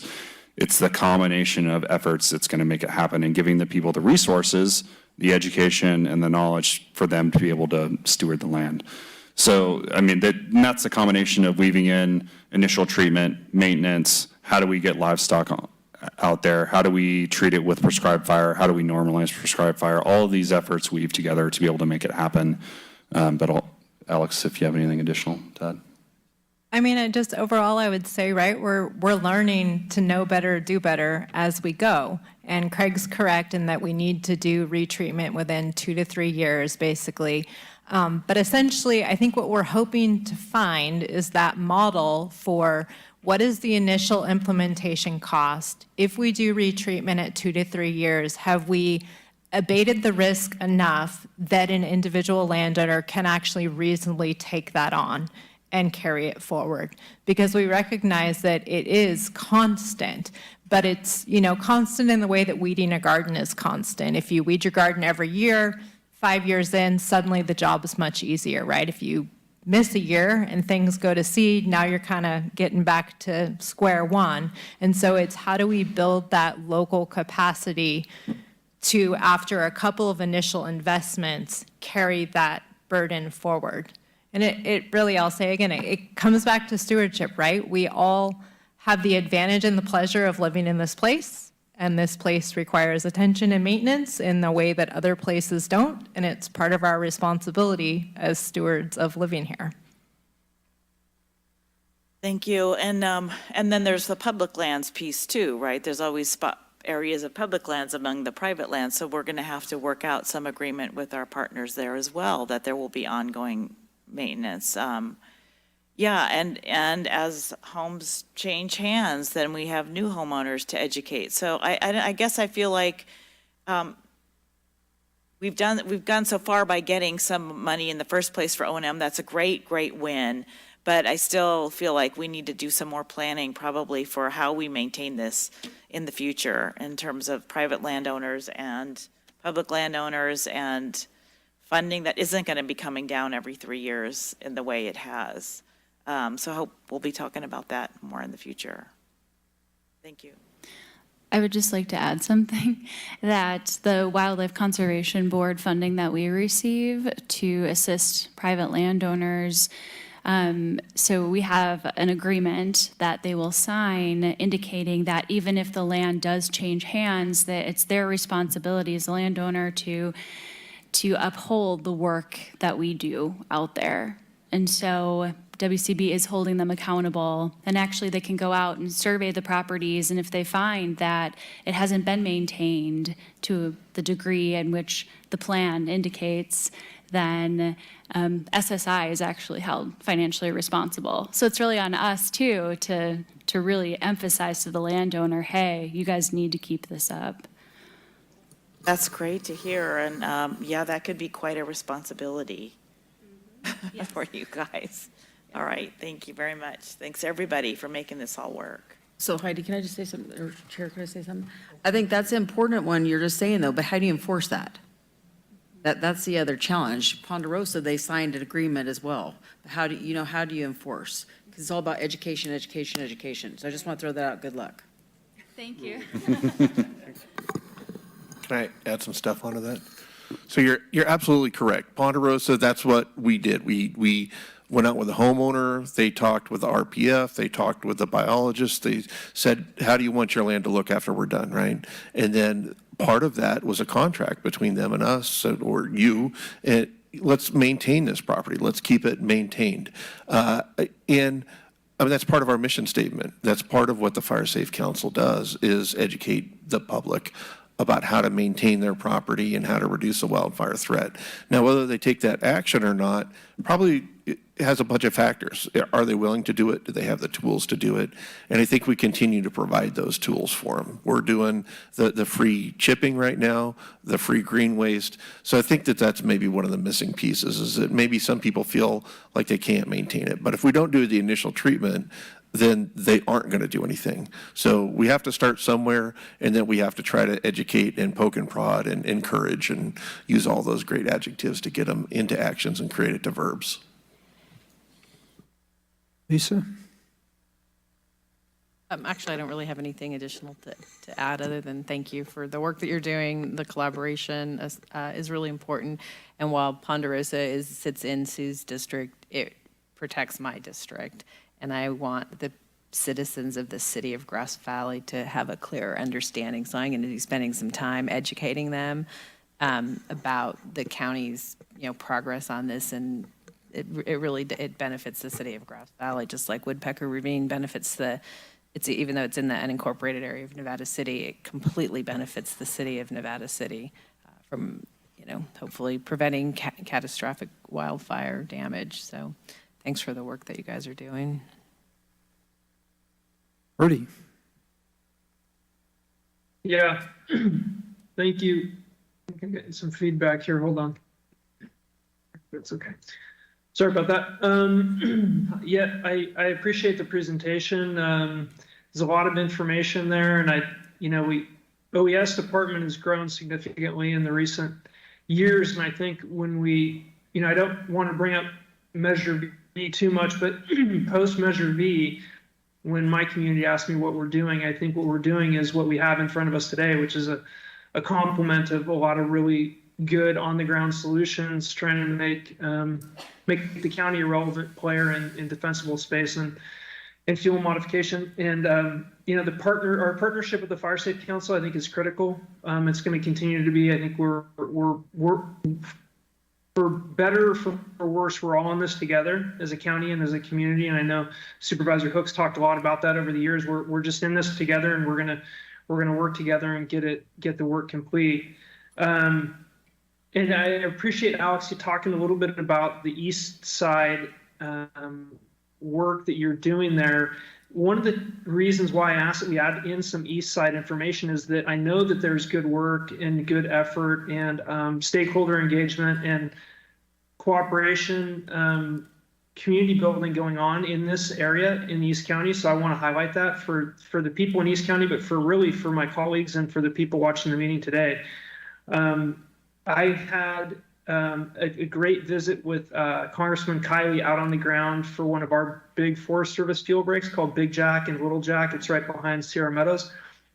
And we talked about the green tape that was described earlier, and this process of taking years to get through NEPA and CEQA. I think we really need to engage as an elected body with our delegates to try and get those barriers removed. And I agree with Supervisor Hook. I do want to protect the environment, but I think the ultimate degradation of our natural environment is allowing catastrophic the wildfire to just simply destroy it all. I think working with both our state and federal delegates should be a priority on the Ledge platform to try and get some of those barriers removed or reduced so that we can get these projects underway. The partnership with the Fire Safety Council and the Forest Service and others is excellent. I'd like to understand just a little bit more if we're doing anything to engage large landowners like BLM and paying their fair share of what we're asked to handle on the local level. Craig, is there a movement afoot, or is there something we can do to assist you there? Supervisor Bullock, I think there's a lot being done in that effort, and there's a lot that you're already doing to assist us in that effort. Supervisor Hall and I have talked about this a lot, specifically about BLM. We've had joint meetings with them. We've met with our legislators to provide support and incentivize them working with us a bit more and potentially have funding. We continue to have a lot of challenges with BLM, I will say. They have been a great partner recently with the Ponderosa project and helping us frame that project up and spending some time with us in the field. So we're very hopeful in the recent efforts from them and their team and some new stakeholders that we have. So I think keep doing what you're doing. We have a lot of engagement back and forth. We have a lot of support from the CEO's office, your board office, to get them engaged. So we just need to keep on doing what we're doing, I think. Yeah, I think you're familiar. The Forest Service in the east side had some emergency funding available to them it was like if there wasn't a catastrophic fire, they could use this funding, and they brought in a bunch of mastication equipment and did a whole roadside fuel modification project over the last several months on some of our roads, even in the unincorporated Nevada County areas. And it would be nice if BLM could understand the significance of the threat we face and use whatever funding source they have available, because again, if we don't treat it, it's going to be consumed by fire. That's my opinion. And I was just going to mention one of the partners of Wildlife Conservation Board. I've been involved in a number of those meetings recently, and the WCB has been incredibly supportive of our county community, both on the land protection, but also the preservation of open space. The Turkey Donner Land Trust and the Truckee River Watershed Council are both recipients of large WCB grants. So many thanks to our state partners for making that possible, and I just wanted to throw that out there that they're a great partner to us. We are doing some work with CAL FIRE in East Side on the ignition plan, because I think Alex described this pipeline that is kind of the projects in the pipeline that are being permissioned. And it's my understanding, Craig, and I just wanted you to clarify, that projects that go into the NEU ignition plan are essentially, they gain access to the potential of being funded through larger grant opportunities at CAL FIRE. Is that correct? So I would actually invite Chief Hack, if he is open to it, to come up and speak to it potentially and answer questions. But so the approach for the CAL FIRE NEU, and even Jim, based on his history, is so that plan is to protect life and property, and they prioritize those projects based on that goal. So essentially, we have funded a lot of projects based on that NEU plan, such as Ponderosa, Woodpecker Ravine, those several others that we include in that discussion. Sorry to put you on the spot, Chief. No, it's okay. So the ignition management plans are built specifically for that, and so it's a plan that's designed to reduce ignitions throughout the unit for us, a 3-county area. It's my understanding that projects that do get into that are sometimes maybe looked at differently, or it's more beneficial or easier for them to be awarded into some of those grants. But as far as them being specific to, like the Sierra Streams, like that is a forest conservation grant. So that's not something that goes into our ignition management plan because it's not built around actual ignitions, and where fire is occurring is what that plan is based off of, if that helps. Yeah, and Supervisor Bolt. Yeah, go ahead. Supervisor Bullock, it's important to emphasize that there's a variety of strategic planning efforts with a variety of approaches when addressing wildfire mitigation. So the NEU strategic plan, our CWPP efforts, Truckee's CWPP efforts, Firewise Council's interim efforts, all of these work in tandem together to identify priority areas, identify opportunities for funding depending on various funding sources. They essentially work together for a common goal. That makes sense. Yeah, yep. I just wanted, when we talk about getting projects into the pipeline, I just want to make sure that we're doing the groundwork to put projects in the pipeline for East County, because there's significant effort happening in West County, which I support wholeheartedly. I just want to make sure we're doing the footwork to get things into the pipeline for East County.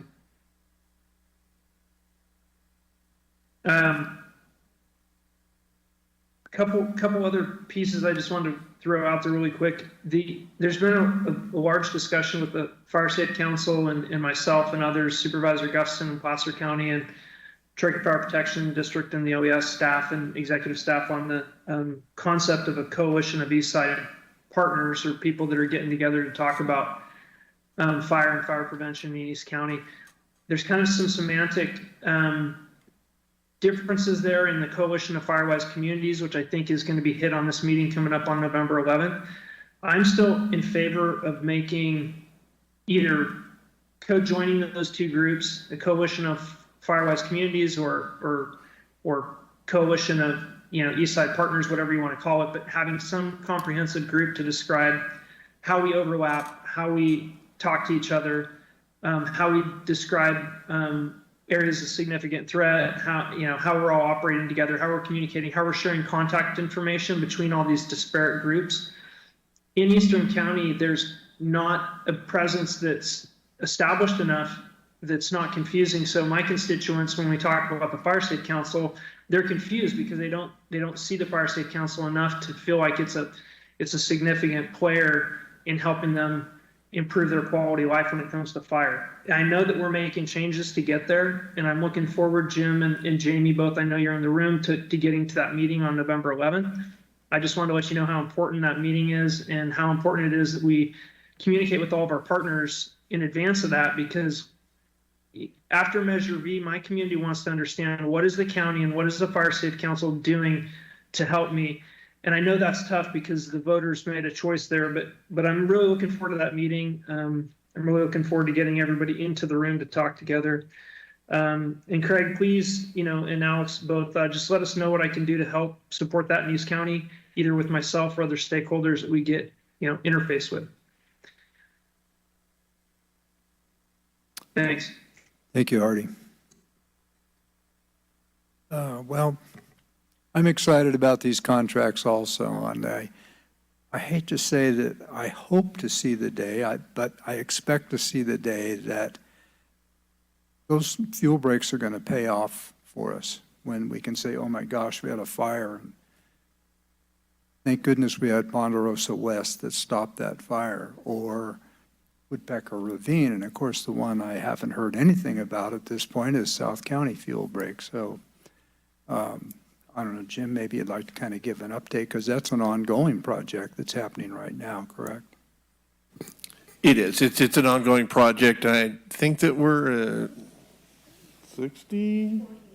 48%. So there you go. She has a little bit more current statistics than me. So yeah, it's ongoing. It is that line of defense that either defends Alta or Lake of the Pines, depending upon which way the fire is going. It's ongoing. We were slowed down a little bit in the summertime. There's certain parameters when it's really hot and dry and windy, when you don't want to be doing that mechanical work out there. But a lot of it's the ongoing cutting and chipping. We were even do some burn piles when it was appropriate before we really got into some of the hot, dry weather. It'll continue to go as long as we have funding and are able to do it. So yes, it is ongoing, and it's looking good. And if I don't know if you've had the chance to drive out there and look at it. I'd love to drive you around and show you some of the project. I think you'd be really impressed. I'll take you up on it, Jim. Perfect. That'd be great. So even once the projects are up and running, there are restrictions that go on based upon seasonal situations and other situations. So. Right. We don't just have the environmental concerns that, I certainly hope you didn't think I thought you were skirting around environmental stuff, because I never thought that. But yeah, we have to be smart about it, right? We don't want to do some fuel reduction that creates a fire. So when it's hot, dry, and windy, it's just not the right time. So we have policies that control our crews, that limits their work under those conditions. You're right. There's nothing worse than a controlled burn that suddenly isn't controlled anymore. Anyways, I think we all feel the same frustrations, and appreciate the work that's been going on with everybody here, with our team and with all our partners too. So I'd like to open this up to the public. Is there any public comments on this?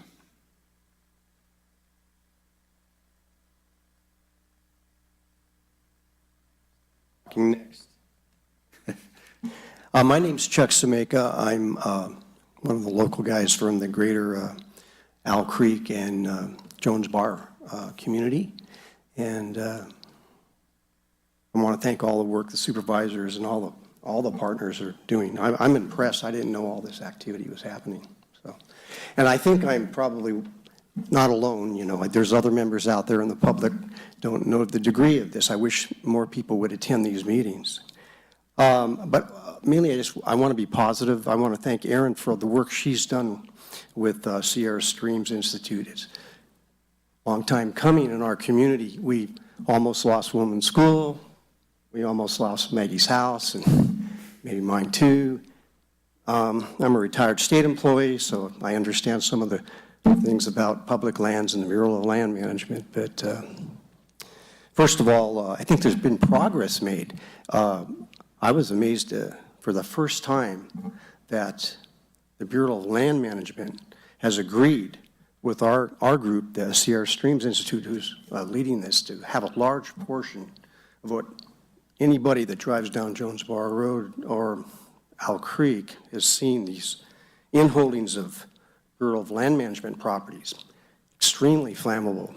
Just, I'm speaking to the choir probably, but for the first time, we've gotten some agreements in Ponderosa, and this is the first time for us that we're going to see some management of the BLM properties. And I'm assuming we're talking about the large section that is at Jones Bar and Owl Creek. Thank goodness. That is really good news. Anyway, that's what I wanted to say, and the only thing that has been really a thorn in a lot of people's side are the escape routes. For example, in our community, and this is not going to be, just our community, it's many communities, we only have one way out in a major fire. The Jones Fire was a real wake-up call. Again, those fires started on public lands, in this case, state park property, and then went on to BLM property, right? Yeah, boy, that was really scary. 3 o'clock in the morning, getting up, getting an alarm. I had actually had a friend, I worked several years of search and rescue. Jen, she's down in South County. She's always monitoring things. She calls me at 3 o'clock in the morning, says, Chuck, get out of there and tell your neighbors. And that's what I did. And she was not OES. She was Jan down in South County, notifying everybody wherever they were where the fire was. So we do have a great community of volunteers. Again, thanks very much. I want you guys to continue to work on MOUs with state parks and the Bureau of Land Management. That's where one of the weak areas is. And if we can make progress there, boy, it'll be helping everybody. Thanks a lot. Thank you. Was it Chester? Chuck Samika. Chuck. Thank you, Chuck. Hi, my name is Maggie Phillipsborn. I'm the head of the Jones Bar Firewise community. We are incredibly grateful to have Sierra Streams Institute working on this project in our community, and we greatly support approving these funds. On a tangential note, just after listening to your discussion about this, because I too am extremely passionate about this subject matter, I will just say that as a citizen of our community, we are really, really fortunate for all of you to be working on all of these different projects. And 99% of wildfires, if I may remind us all, are human-caused. The Jones Fire was one of the 1% that were lightning. That means that 99% of fires can be prevented by humans.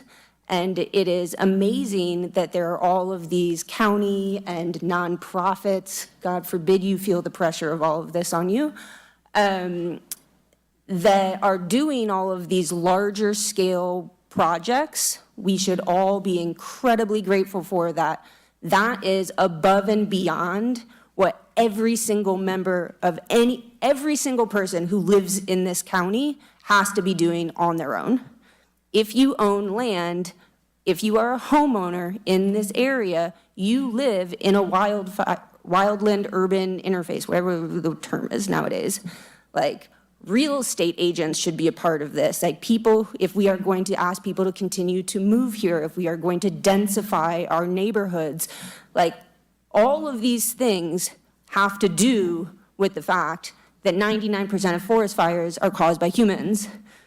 And we can nitpick all of these amazing big projects, but like the bulk of everything needs to be put on all of us as individuals.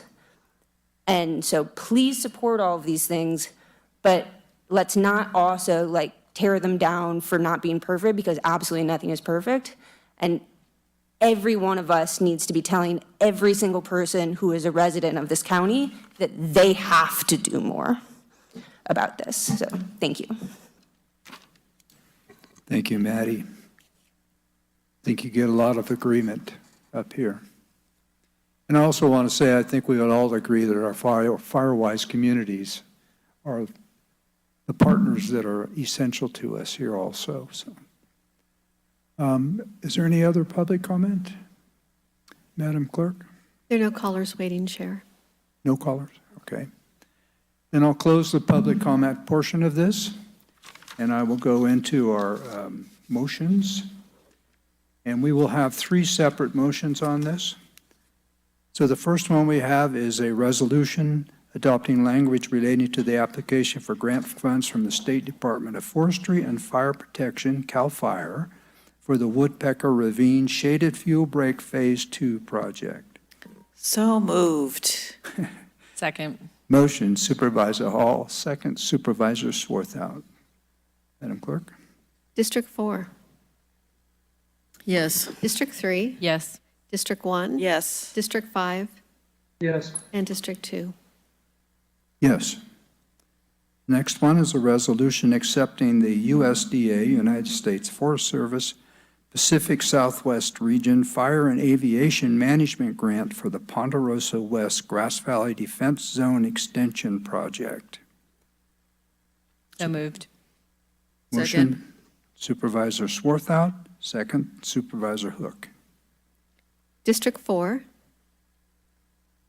District 3, Yes. District 1, Yes. District 5, Yes. and District 2.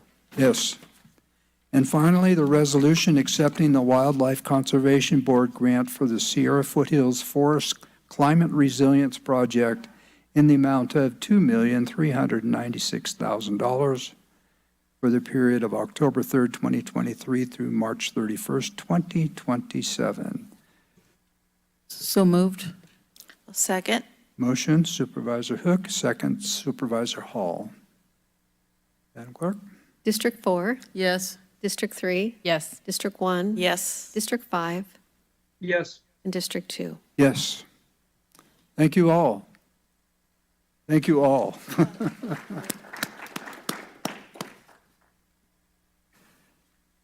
All right, the next thing on the agenda is our announcements. I will tell you, I don't have mine ready. It's up to you. If you want to do it, go ahead. Okay, we'll do announcements at the next meeting. Madam CEO, County Council, Trevor? No issues? This meeting's adjourned.